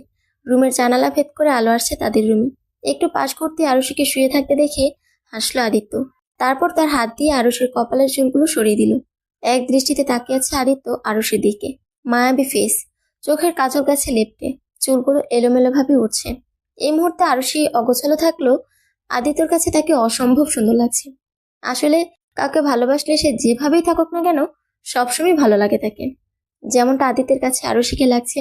হালকা নড়ে উঠল আরুষি, কারণ সকালের রোদ এসে পড়েছে আরুষির মুখে। আদিত্য আর বাম হাতটা একটু উপর উঠালো, যার ফলে আরুষির মুখে এসে পড়লো আদিত্যের হাতের ছায়া। হালকা ছায়া পড়তেই আরুষি আরাম করে আবার ঘুমিয়ে পড়ল। ঘড়িতে সকাল 10টা বেজে 30 মিনিট। আদিত্যকে বাড়ি নিয়ে যাওয়া হবে এখন। আদিত্যের খবর শুনে তার বন্ধুরা বেশ কয়েকবার এসেছে তাকে দেখতে। এখন আবার আসবে আদিত্যকে নিয়ে যেতে। হসপিটালের সব বিল মিটিয়ে আদিত্য নিয়ে বসানো হলো গাড়িতে। তার সাথে বসেছে আরুষি, আর গাড়ি ড্রাইভ করছে রাশেদ। আদিত্যের পিছনে আছে আরো 2-3টে গাড়ি যাচ্ছে তাদের সাথে। সবাই আদিত্যের অ্যাক্সিডেন্ট নিয়ে চিন্তিত। সবাই ভাবছে হুট করে কি করে এমনটা হলো। বেশ কতক্ষণ পর আদিত্যের গাড়ি এসে থামলো আদিত্যদের বাড়ির সামনে। আদিত্য পায়ে ব্যথা থাকায় আরুষি আর রাশেদ ধরে নিয়ে যাচ্ছে আদিত্যকে। আদিত্যকে নিয়ে বসানো হলো সোফায়। তারপর আদিত্যের সাথে কতক্ষণ কথা বলে চলে যায় রাশেদ। রাত 8টা। সারাদিন সোফায় থাকলেও এখন আদিত্যকে রুমে নিয়ে গিয়ে শুয়ে দিতে হবে। কিন্তু কথা হলো, আমি একা কি করে নিয়ে যাব আদিত্যকে, তাও সিঁড়ি বেয়ে ওপরে? ধুর, তখন একসাথে রাশেদকে দিয়ে ওপরে উঠিয়ে নিয়ে গেলেই ভালো হতো। এদিকে আদিত্য আমার ভাবনা দেখে বলল, এতে ভাবার কি আছে? আমায় কোলে করে নিয়ে চলো। আমার চাহনি দেখে হাসলো আদিত্য, তারপর বলে উঠল, মজা করছিলাম। আপনি রাশেদ ভাইকে ফোন করে আসতে বলুন। ও এখন আসতে পারবে না। এমন সময় দরজার সামনে দাঁড়িয়েছিল রাশেদ। আদিত্যের কথা শুনে দাঁড়িয়ে পড়ল সে। আদিত্যের কথা শুনে অবাক হয়ে বললাম আমি, কেন? ও ওর গার্লফ্রেন্ডের সাথে বিজি আছে। ওদিকে রাশেদ আদিত্যের কথা শুনে কি করবে বুঝতে পারছে না। আদিত্য হাতের ইশারায় রাশেদকে যেতে বলে। রাশেদ হালকা হেসে চলে যায়। হয়তো রাশেদ বুঝতে পেরেছে আদিত্য কি করতে যাচ্ছে। কি, রাশেদ ভাইয়ের গার্লফ্রেন্ড আছে? আছে তো। ও, তাহলে কি করে নিয়ে যাব আপনাকে উপরে? আরে কিছু হবে না, আমায় ধরো আর চলো। কিছুক্ষণ ভেবে বলে উঠলাম আমি, ঠিক আছে। দেয়ালের সাথে চেপে ধরে দাঁড়িয়ে আছে আদিত্য, আর আমি একদম অপ্রস্তুত অবস্থায় তাকিয়ে আছি আদিত্যের দিকে। আদিত্যকে রুমে নিয়ে আসতে গিয়ে এমন একটা পরিস্থিতিতে পড়তে হবে বুঝতেই পারিনি। তবে এই পরিস্থিতি তৈরির জন্য আমি নিজেই দায়ী। কিছুক্ষণ আগে আদিত্যকে ধরে সিঁড়ি বেয়ে ওপরে নিয়ে আস্তে আস্তে রুমে ঢুকতে আমি নিজের পায়ের সাথে পেঁচিয়ে পড়ে যেতে নিলে সাথে সাথে আদিত্য আমায় ধরে দেয়ালের সাথে ধরলো। আচমকা এমনটা হতে পুরোই ঘাবড়ে গেলাম আমি। সাথে সাথে আদিত্যকেও ধরে নিয়েছি আমি। বর্তমানে আদিত্য আমায় ধরে আছে। আদিত্যের ভারী নিঃশ্বাস পড়ছে আমার মুখে। বুকের ভেতর দগদগ করছে আমার। হঠাৎ করে এতটা কাছে আসায় আমি পুরো অপ্রস্তুত হয়ে পড়েছি। আদিত্য আমার মুখের দিকে তাকিয়ে বলে উঠল। তোমার ঠোঁটের মিষ্টি হাসি আমার প্রিয় সখী। হুট করে আদিত্যের মুখে এমন কথা শুনে হকচকিয়ে উঠলাম আমি। কোনো কিছু না বলে আদিত্যকে ছড়িয়ে বসিয়ে দিলাম বিছানায়। আদিত্য আমার কাছে কিছু বলল না, চুপ করে রইল। আদিত্যের নিশ্চয়তা বলে দিচ্ছে সে অভিমান করেছে। মাঝখানে কেটে গেল পুরো 1 মাস 10 দিন। এখন একদম আগের মতো সুস্থ হয়ে গেছে আদিত্য। এই 1 মাস 10 দিনের বদলে অনেক কিছু আরুষি হয়তো বলেনি আদিত্যকে সে ভালোবাসে তাকে, কিন্তু রাগ করে আর কথা বলেনি। বলতে গেলে সবকিছু স্বাভাবিক হয়ে গেছে আদিত্য আর আরুষির মধ্যে। শুধু আরুষি মুখে প্রকাশ করেনি এখনও সে আদিত্যকে ভালোবাসে। সন্ধ্যার প্রহরের আলো, সূর্যের রক্ত লাল করা আলোকিত সন্ধ্যায় বিছানায় বসে আছি আমি। মনের ভিতরে এক অদ্ভুত শিহরণ বয়ে চলেছে। আদিত্যের সাথে স্বাভাবিক হলেও কোথাও কিছু ঠিক নয়। মনের ভিতর শূন্যতা, ভালোবাসার শূন্যতা, কিছুটা পরিবারের, বাকিটা আদিত্যের। কবে সব ঠিক হবে ভেবে দীর্ঘশ্বাস ফেললাম আমি। এমন সময় রুমে আসলো আদিত্য। আমায় আড়মোড়া হয়ে বসে থাকতে দেখে বলে উঠল। মন ভালো নেই? আচমকা কারো মুখে এমন কথা শুনে সামনে তাকালাম আমি। আদিত্যকে দেখে বলে উঠলাম, না তেমন কিছু নয়।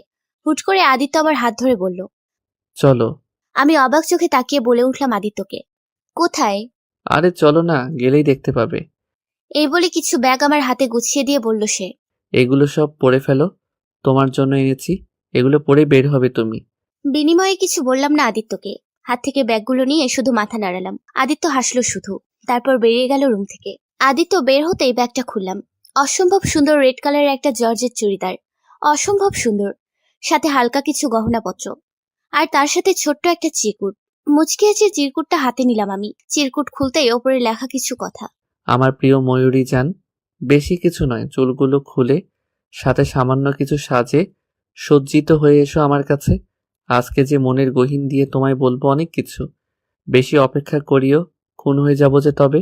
তোমার মায়াবী মুখ আর মায়াবী কিছু সাজে সজ্জিত হওয়া মুখখানা খুব যে দেখতে ইচ্ছে করছে। বেশি অপেক্ষা করিও না প্লিজ, আমি তো পাগল হয়ে যাব তবে ময়ূরী জান। আদিত্যের দেয়া চিরকুট দেখে আনমনে হাসলাম আমি।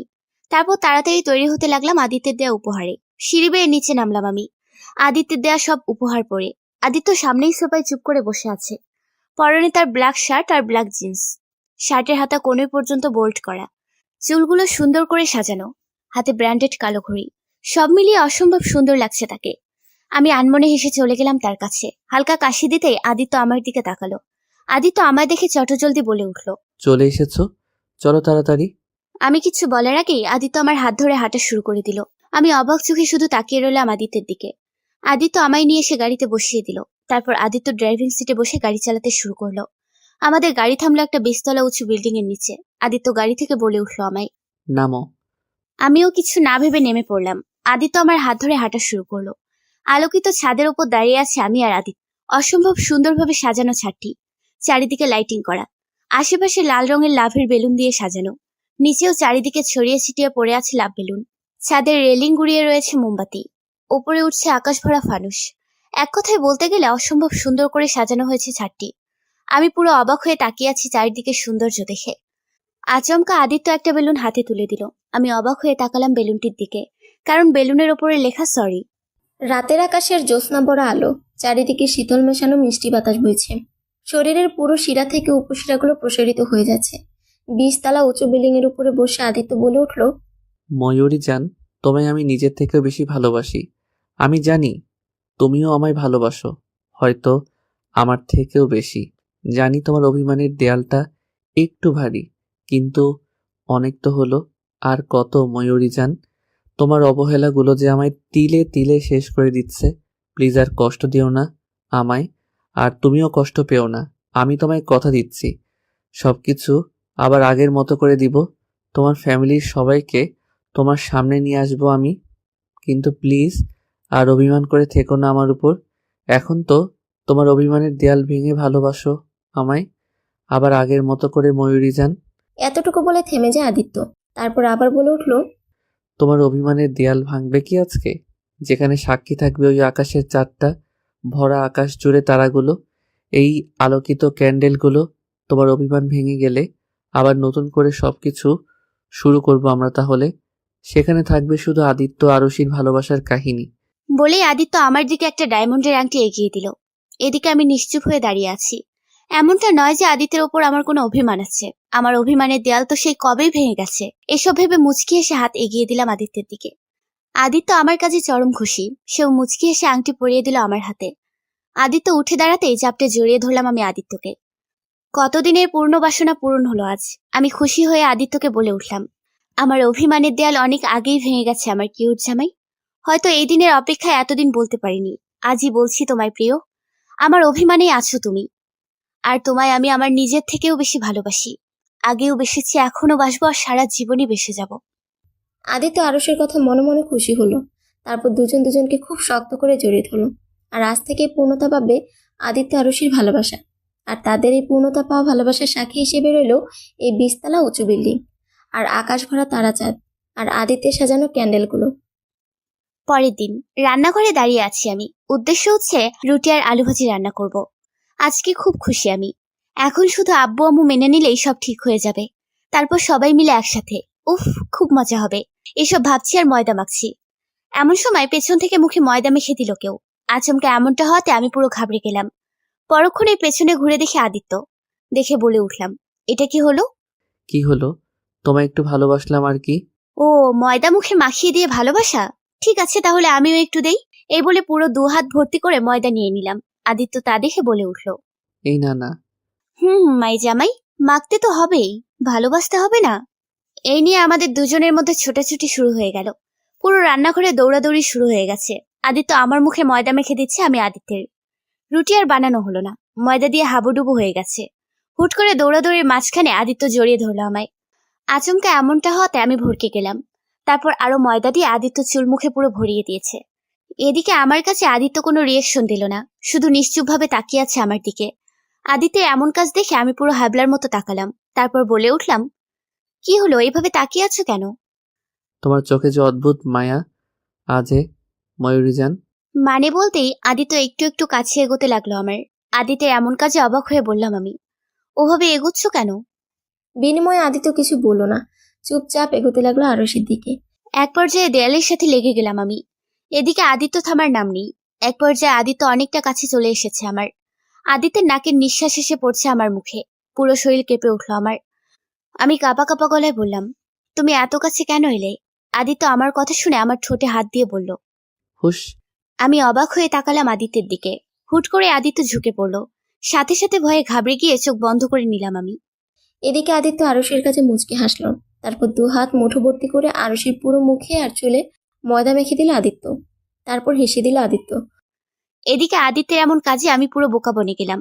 পরক্ষণেই রেগে বলে উঠলাম, এটা কি করলে? ঠিক আছে, ওয়েট। এই বলে পুরো এক বাটি ময়দা আদিত্যের শরীরে মেখে দিলাম আমি। আবারও শুরু হলো ময়দা মাখানোর হাডুডু খেলা। রাত 10টা। বেলকনিতে দাঁড়িয়ে আছি আমি। এমন সময় পেছন থেকে জড়িয়ে ধরলো আদিত্য। কি ভাবছো এত? আচমকা আদিত্য জড়িয়ে ধরে কথাটা বলে উঠলো আমায়। আদিত্যের প্রশ্নের উত্তরে বলে উঠলাম আমি, তেমন কিছু নাই।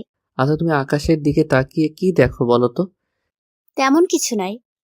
কিছু তো একটা আছেই ওই আকাশে, যেটা তুমি খুব গভীর দৃষ্টিতে তাকিয়ে দেখো। বলো আমায়। আদিত্যের কথা শুনে একটা দীর্ঘশ্বাস ফেলে বলে উঠলাম আমি, তেমন কিছু নয়। খালি খালি আকাশের দিকে তাকিয়ে থাকতেই ভালো লাগে। তবে হ্যাঁ, কিছু একটা আছে বলতে। ওই যে আকাশে থাকা তারাগুলো আছে, আর যে আছে সে হলো আল্লাহ। আকাশের দিকে তাকিয়ে খোদাকে ফিল করা যায়। ছোটবেলা থেকে অভ্যাস আমার। কখনো খুশি হলে বা কখনো কষ্ট পেলে আমি আকাশের দিকে তাকিয়ে থাকি। ভালো লাগে আমার, নিজেকে হালকা মনে হয়। ও, এমন কিছু? তুমি কখনো ফিল করনি? সত্যি বলতে আমি কখনো তোমার মতো এগুলো ভাবিনি। তা ভাববে কেন? সারাদিন শুধু সাইপাস গিলে কষ্টকে দমিয়ে রাখবে। আজ থেকে ওসব সাইপাস খাওয়া বন্ধ বলে দিলাম। বলতেই আদিত্য শক্ত করে জড়িয়ে ধরে বলল, ঠিক আছে ময়ূরীজান, আচ্ছা এখন বলো তো এই মুহূর্তে তুমি কোনটায় আছো এটা বলো। মানে? ওই যে তুমি বললে না, তুমি খুব খুশি হলে অথবা খুব কষ্ট হলে আকাশের দিকে তাকিয়ে থাকো, তাহলে এখন কোন কারণে তাকিয়ে আছো আকাশের দিকে? সত্যি বলবো? আদিতে গলা জড়িয়ে ধরে বলে উঠলাম আমি।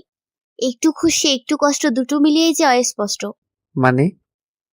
মানে হলো, এই মুহূর্তে দুটোই হচ্ছে আমার। খুশিও লাগছে আবার কষ্টও হচ্ছে। আমার কথা শুনে আদিত্য আমার গলা জড়িয়ে ধরে বলল, খুশি লাগছে কেন আর কষ্টই বা হচ্ছে কেন? খুশি লাগছে আমি আমার ভালোবাসার মানুষের সাথে আছি। তাকে এত এত ভালোবাসি, আর সেও আমায় ভালোবাসে। হাসলো আদিত্য। তারপর বলে উঠল, খুশি হওয়ার কারণটা তো জানলাম, এখন কষ্ট হওয়ার কারণটা? কষ্ট যেটা হচ্ছে সেটা হলো আমার পরিবার। আমার আপন মানুষরা যে আমায় ঘৃণা করে প্রিয়। ছোট ভাইটাও যে আমায় ঘৃণা করে খুব। কতদিন হয়ে গেল ওদের সাথে না দেখা হয়েছে আর না কথা হয়েছে। কেমন আছে ওরা ওটাও তো জানা হয়নি। বলতে বলতে চোখে কোন বেয়ে দুফোঁটা পানি পড়ে গেল নিচে। আদিত্য আমায় শক্ত করে তার বুকে জড়িয়ে ধরে বলল, চিন্তা করো না ময়ূরীজান, সব ঠিক করে দিব খুব তাড়াতাড়ি। বিনিময়ে আরশি কিছু বলল না। আদিত্যের বুকে মাথা দিয়ে জড়িয়ে ধরল তাকে। কিছুক্ষণ পর হুট করে আদিত্য কোলে তুলে নিল আরশিকে। তারপর বিছানায় শুয়ে দিয়ে নিজেও ঘুমিয়ে পড়ল। সূর্যের ফুরফুরে আলোতে ঘুম ভাঙলো আমার। পাশে আদিত্যকে না দেখে অবাক হলাম আমি। ঘড়ির কাঁটায় 7টা বাজে। এত তাড়াতাড়ি আদিত্য গেল কোথায়? বেশি কিছু না ভেবে বিছানা থেকে উঠে বসলাম আমি। চারিদিকে তাকিয়ে বিছানা থেকে নেমে সোজা ওয়াশরুমে চলে গেলাম। আরশির বাড়িতে ঢুকে বিভিন্ন ধরনের খাবার নিয়ে ঢুকছে আদিত্যের লোকেরা। তাদের এমন কাজ আরশির আম্মি আর তার ছোট ভাই দুজনেই অবাক হলো। এমন সময় সিঁড়ি বেয়ে নিচে নামছিল আরশির বাবা। এত লোককে একসাথে ঢুকতে দেখে অবাক হয়ে বলল সে। এসব কি হচ্ছে? আর তোমরা কারা? এগুলো নিয়ে কোথায় যাচ্ছ? বিনিময়ে লোকগুলো কোনো উত্তর না দিয়ে তাদের মতো তারা তাদের কাজ করতে লাগলো। এদিকে আরশির বাবা রেগে বলে উঠল, কি হলো, তোমরা কথা বলছো না কেন? কে পাঠিয়েছে এগুলো?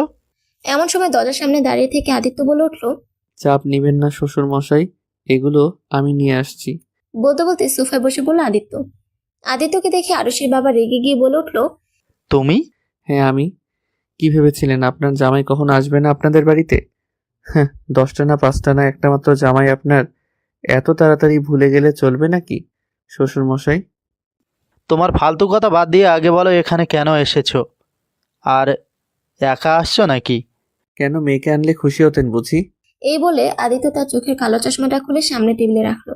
এমন সময় আদিত্যর আনা লোকদের মধ্যে একজন বলে উঠল, ভাই সবকিছু রাখা হয়ে গেছে। ঠিক আছে, এখন তাহলে তোরা যা, বাকিটা আমি একাই শ্বশুর মশাইয়ের সাথে বুঝে নিব, তাই না শ্বশুর মশাই? ঠিক আছে ভাই। বলে আদিত্যের লোকেরা চলে গেল বাহিরে। আদিত্যের লোকেরা চলে যেতেই আদিত্য আরশির বাবাকে বলে উঠল। কি হলো শ্বশুর মশাই, দাঁড়িয়ে আছেন কেন? বসুন না। আদিত্যের কথা শুনে আরশির বাবা বসলো না। যা দেখে আদিত্য বলে উঠল। আহা, শ্বশুর মশাই দাঁড়িয়ে থাকবেন, তাহলে বসবেন না? আদিত্যের কথায় কোনো হেলদোল হলো না আরশির বাবার। যা দেখে আদিত্য রেগে মেগে চেঁচিয়ে বলে উঠল। আপনি কি আমার বাংলা কথা বুঝতে পারছেন না? বলে সজোরে হাতের পিস্তল দিয়ে টেবিলের উপর একটা বাড়ি মারলো। সাথে সাথে বাড়ির সবাই পুরো কেঁপে উঠল। আদিত্য আবার বলে উঠল। বসুন। সাথে সাথে আরশির বাবা বসে পড়লো সোফায়। উনি বসতে আদিত্য জোরে জোরে দুবার শ্বাস ফেলে নিজের রাগকে কন্ট্রোল করে শান্ত গলায় বলে উঠল।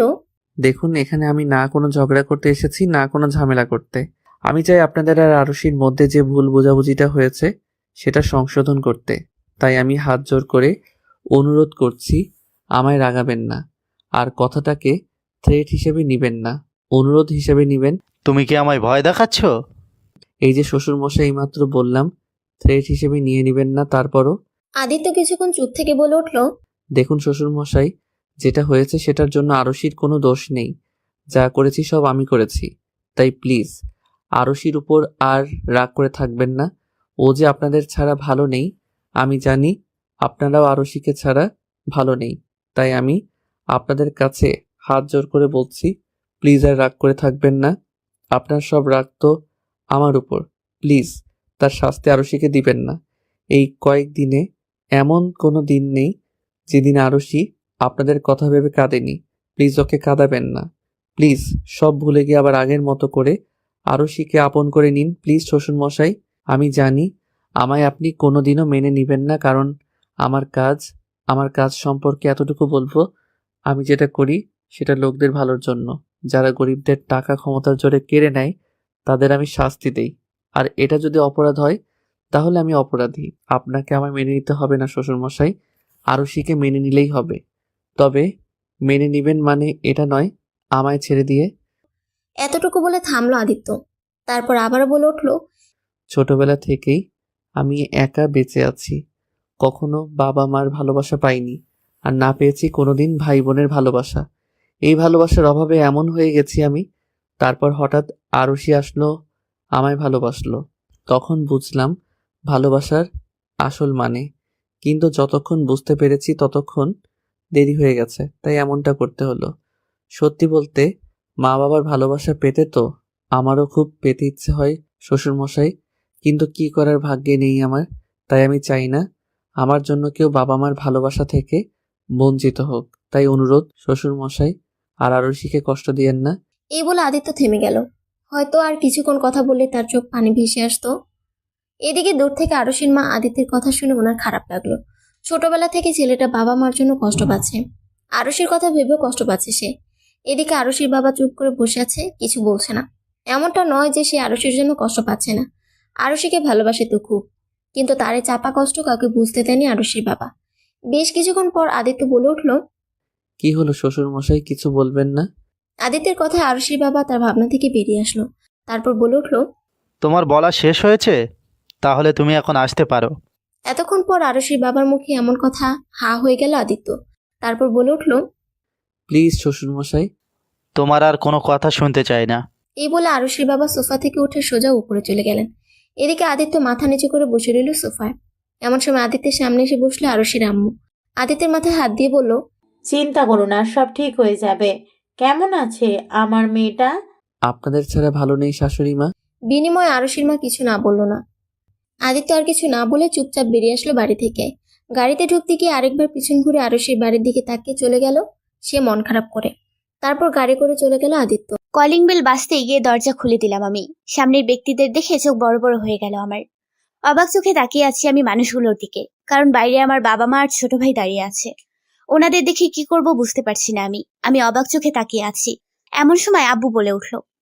কি হলো, আমাদের ভেতরে আসতে বলবি না, নাকি বাইরে দাঁড়িয়ে থাকবো?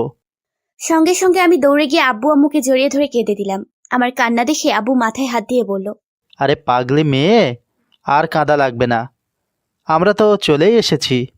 আব্বু আম্মু, তোমরা আমায় ক্ষমা করে দিয়েছো? সব কথা কি বাইরেই বসে বলবো? এই যা দেখেছো, আমি একদম ভুলেই গেছিলাম। আসো মা বাবা রোহান। তারপর তারা তিনজনে ভেতরে এসে বসলো। আমি তাদের সোফায় বসতে দিয়ে বলে উঠলাম, তোমরা বসো, আমি এক্ষুনি আসছি। কই যাস? একটু বসো, আমি এক্ষুনি আসছি। এই বলে খুশি হয়ে সোজা উপরে উঠে গেলাম। তারপর রুমে ঢুকে ফোনটা হাতে নিয়ে সোজা আদিত্যের কাছে ফোন। প্রথম কলে আদিত্য ফোন তুলে নিল। তারপর আমি বলে উঠলাম, তুমি কোথায় আদিত্য? আমি চেম্বারে। তোমাদের একটা কথা বলতে ভুলে গেছি, আদিত্য হলো একজন ডাক্তার। ও, একটু তাড়াতাড়ি বাসায় আসতে পারবে প্লিজ? একটু এমার্জেন্সি আছে। কি হয়েছে, সব ঠিক আছে তো? তোমার শরীর ঠিক আছে? সব ঠিক আছে, তুমি চলে আসো বাসায় প্লিজ। আচ্ছা দেখছি। ঠিক আছে, তাড়াতাড়ি আসবে কিন্তু। হুম। বলেই ফোনটা কেটে দিল আদিত্য। তারপর আমিও খুশি হয়ে নিচে গেলাম। তোমরা কি খাবে বলো, আমি নিজ হাতে রান্না করে খাওয়াবো তোমাদের। এখন কিছু লাগবে না, জামাই আসুক, আমরা একসাথে খাবো। বাবার কথা শুনে আমি রীতিমতো অবাক হলাম। আমি নিশ্চুপভাবে গিয়ে বসে পড়লাম নিচে। তারপর আব্বুর হাত ধরে বলে উঠলাম, তুমি আমাদের মেনে নিয়েছো? তবে আমার একটা শর্ত আছে। কি শর্ত বাবা? সেটা আদিত্য আসলেই বলবো। ঠিক আছে বাবা, তুমি বসো, আমি তোমাদের জন্য চা বা কফি নিয়ে আসি। ঠিক আছে। তারপর আমি উঠে চলে আসলাম রান্নাঘরে। আমার পেছন পেছন আম্মু চলে আসলো। আম্মুকে দেখে আমি জড়িয়ে ধরে বলে উঠলাম, সরি আম্মু। ঠিক আছে, এখন বলতো এখানে কেমন আছিস? আম্মু, আগে যেমন ছিলাম এখন তার চেয়েও খুব ভালো আছি। তোমরা যে চলে এসেছো, একটা কথা বলবো মা? বল। হঠাৎ করে তোমরা এইভাবে এখানে? আমার কথা শুনে অবাক হয়ে বলল, কেন, তুই জানিস না? কি জানবো? কেন, আদিত্য তো সকালে গিয়েছিল আমাদের বাড়ি। কি? তারপর আম্মু সব বলতে শুরু করলো। আদিত্য বাড়িতে যাওয়া থেকে শুরু করে ফেরত আসা পর্যন্ত সবকিছু। সব শুনে আমি কি রিয়েকশন দেবো ভুলে গেছি। ঘন্টাখানিক পর কলিং বেল টিপ দিতেই দৌড়ে গিয়ে দরজা খুলে দিলাম আমি। আদিত্য আমায় দেখে বলে উঠলো, বলো কি হয়েছে? আগে ভিতরে তো চলো। এমন সময় সোফায় বসে চা খাচ্ছিল বাবা মা আর পাশে রুহানো। তাদের দেখে রীতিমতো আদিত্য অবাক, কারণ তখন তো আদিত্যের এমন চাহনি দেখে আব্বু বলে উঠলো, কেমন দিলাম জামাই? জামাই শব্দটা শুনে আদিত্য আরো অবাক হলো। তার মানে? আমরা শুধু আমার মেয়েকে নয়, তোমায়ও মেনে নিয়েছি জামাই। আদিত্য খুশি হয়ে আব্বুকে জড়িয়ে ধরলো। তারপর বলল, আমি ভাবতেই পারিনি শ্বশুরমশাই আপনি আমাকেও মেনে নিবেন। মেনে তো নিয়েছি, তবে আমার একটা শর্ত আছে। বলুন না। যেহেতু তোমাদের বিয়ে হুট করেই হয়েছে, তাই আমি চাচ্ছি ছোট্ট একটা পার্টি দিব তোমাদের নামে। ও এই ব্যাপার, আমার কোনো আপত্তি নেই শ্বশুরমশাই। তারপর পুরো দুপুরটাই হাসি খুশিভাবে চলে গেল। এত সহজে সবটা হয়ে যাবে ভাবতেই পারিনি। রাত 9টা। ডাইনিং টেবিলে বসে আছে বাবা, আদিত্য, রুহান সহ আমরা সবাই। প্রথমে বাবা, তার পাশে আদিত্য, আদিত্যের পাশে আমি, তারপর মাঝখানে আম্মু, ও পাশে রুহান। আজকে আমি আর আম্মু মিলে রান্না করেছি। আজকে সবাই খুব খুশি, তাই আজ রাতে আম্মু আমায় আর রুহানকে খাইয়ে দেবে। অনেকদিন হয়ে গেছে মায়ের হাতে ভাত খাইনি। প্রথম লোকমা ভাত আমার মুখে তুলে দিল। আমিও খুশি হয়ে খাবার নিয়ে নিলাম। তারপর রুহানকেও দিল। এদিকে আমাদের কাছে আদিত্য আম্মুর দিকে তাকিয়ে রইল। তার কাছেও ভালো লাগছে, তারও একটা ফ্যামিলি আছে, মা আছে, বাবা আছে, ভাইয়ের মতো শালা আছে। এসব ভেবে মুচকি হাসলো আদিত্য। এমন সময় তার মুখের সামনে এক লোকমা খাবার নিয়ে বলল আম্মু। হাঁ করো। বিনিময়ে আদিত্য কিছু বলল না, অবাক চোখে তাকিয়ে রইল আম্মুর মুখের দিকে। আম্মু আদিত্যের চাহনি দেখে বলে উঠল, আজ থেকে আমি শুধু আরুষির মা নয়, তোমারও মা আমি, আর মায়ের কথা শুনতে হয়। হাঁ করো। আম্মুর কথা শুনে আদিত্যর চোখ ভেসে আসলো।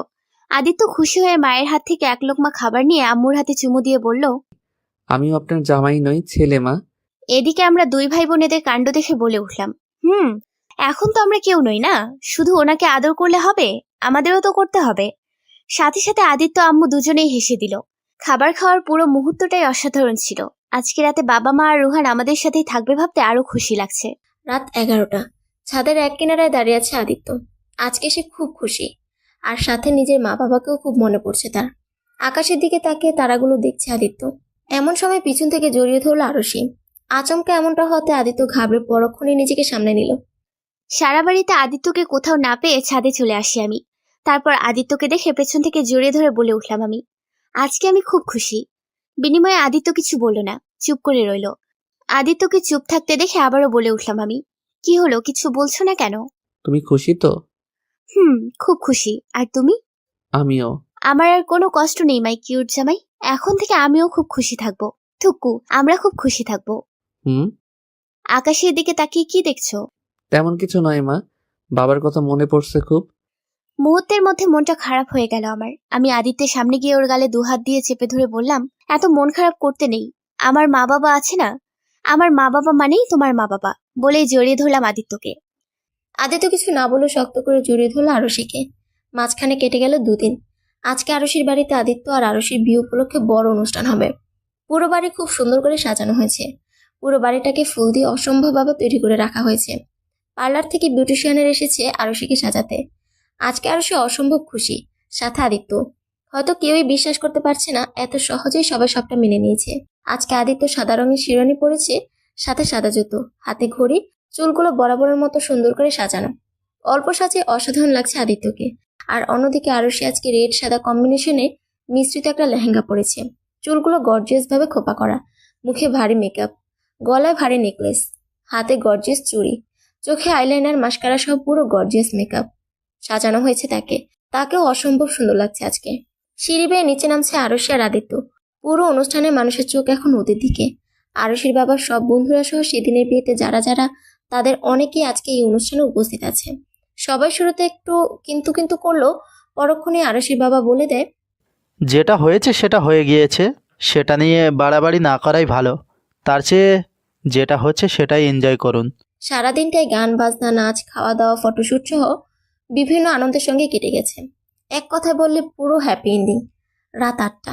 আরশির বান্ধবীরা আরশিকে খুব সুন্দর করে আবার সাজিয়ে বিছানায় বসিয়ে দিয়ে গেছে। এক কথা বলতে গেলে আজকে আদিত্য আর আরশির বাসর রাত। একরাশ ভয়, ভালো লাগা সবকিছু নিয়ে বসেছে আরশি। আজকে আরশির রুমটা খুব সুন্দর করে সাজানো হয়েছে। এই সবকিছু আরশির বন্ধু বান্ধবীদের কাজ। বেশ কিছুক্ষণ পর দরজা খোলার শব্দে আরশি নড়ে চড়ে বসলো। আদিত্য সামনে আসতেই আদিত্যকে সালাম দিল আরশি। আচমকা এমনটা হতে আদিত্য একটু ঘাবড়ে গেল। পরক্ষণে নিজেকে সামনে নিয়ে সালামের জবাব দিল সে।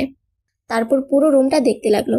আরশির রুমটা এত সুন্দর করে সাজানো হয়েছে সেটা আদিত্য জানতো না।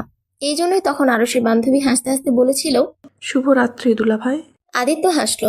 তারপর আরশির সামনে বসে আরশির মাথার ঘুমটা খুলে দিয়ে বলে উঠল, আজকে আমার ময়ূরী জানকে অসম্ভব সুন্দর লাগছিল, কিন্তু সাথে সাথে আরশি একটু গম্ভীর হয়ে বলল, তার মানে এখন ভালো লাগছে না? আদিত্য হেসে বলল, সেটা কখন বললাম? এই মাত্রই তো বললে। আর অনুষ্ঠানে আমার বান্ধবীদের সাথে এত গা ঘেঁষে ছবি তোলার কি ছিল? এতক্ষণ পর আদিত্য বুঝতে পারলো আরশি কেন গম্ভীর মুডে আছে। আদিত্য হালকা হেসে বলল, ও এই জন্য মহারানী রেগে বোম হয়ে আছে? তবে যাই বলো, তোর বান্ধবীরা কিন্তু খুব সুন্দর। সাথে সাথে আরশি রেগে মেগে বিছানার উপর দাঁড়িয়ে বলল, কি বললে তুমি? আদিত্য আরশির কাছে অবাক হয়ে বলল, এটা কি করছো? আমার রেখে অন্য কোনো মেয়ের দিকে তাকালে একদম চোখ উপড়ে ফেলবো, বলে দিলাম। বলে কিনা আমার বান্ধবীদের সুন্দর দেখতে। আর ওটা তো মজা করে বলেছি। তোমার মজার গোষ্ঠী গেলাই, থাকো তুমি, গেলাম। এ বলে যেই না আরুষি বিছানা থেকে নামতে যাবে, সাথে সাথে আদিত্য আরুষির হাত ধরে দিল টান। সাথে সাথে আরুষি এসে পড়লো আদিত্যের বুকে। আচমকে এমনটা হতে আরুষি পুরো ভাবাচাকা খেয়ে গেল। আদিত্য আরুষিকে ধরে বলে উঠল, বাসর ঘরে এইভাবে চলে গেলে চলবে নাকি? মানে? মানে বোঝাচ্ছি তোমায়। তারপর দুজনেই ডুব দিল ভালোবাসার সাগরে। খুনসুটি, রাগ, অভিমান নিয়েই দিন কাটছিল আদিত্য আর আরুষির জীবন। দেখতে দেখতে কেটে গেল পুরো 5 বছর। আয়নার সামনে দাঁড়িয়ে আদিত্য চেঁচাচ্ছে। আরুষি, আরুষি কোথায় তুমি? আমারটাই কোথায়? ওদিকে আরুষি রান্নাঘরে দাঁড়িয়ে চেঁচিয়ে বলল, আরে ডয়ারে আছে দেখো। আমি পাচ্ছি না, তুমি আসো। একরাশ বিরক্ত মাখা মুখ নিয়ে রান্নাঘর থেকে বেরিয়ে আসলো। এমন সময় শাড়ির আঁচল ধরে দাঁড়ালো কেউ। পিছন ঘুরে আরুষি তাকে দেখে বলল, ওরে শয়তান, চল আমার সাথে। কি হলো আরুষি? এই তোমারটাই। আদিত্য ঘুরে তাকাতেই তার ছেলে আয়ুষের গলায় দেখে বলে উঠল। এটা কি করেছো তুমি? সাথে সাথে আয়ুষ হাতে তালি দিতে দিতে বলল, আমাকে তেমন লাগছে পাপা।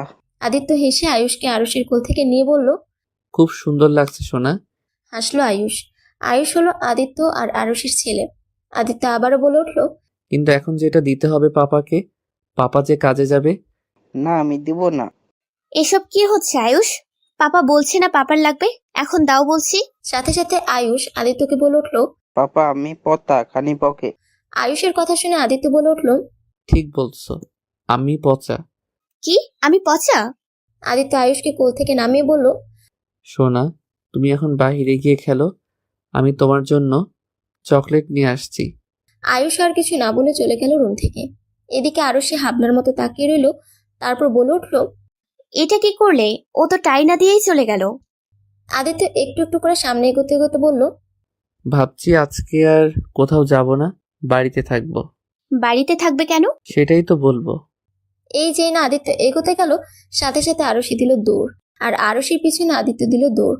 পুরো রুমে দুজনেই ছোটাছুটি করছে। আর এইভাবেই খুনসুটি আর ভালোবাসা কাটছে আদিত্য আরুষির জীবন। সমাপ্ত।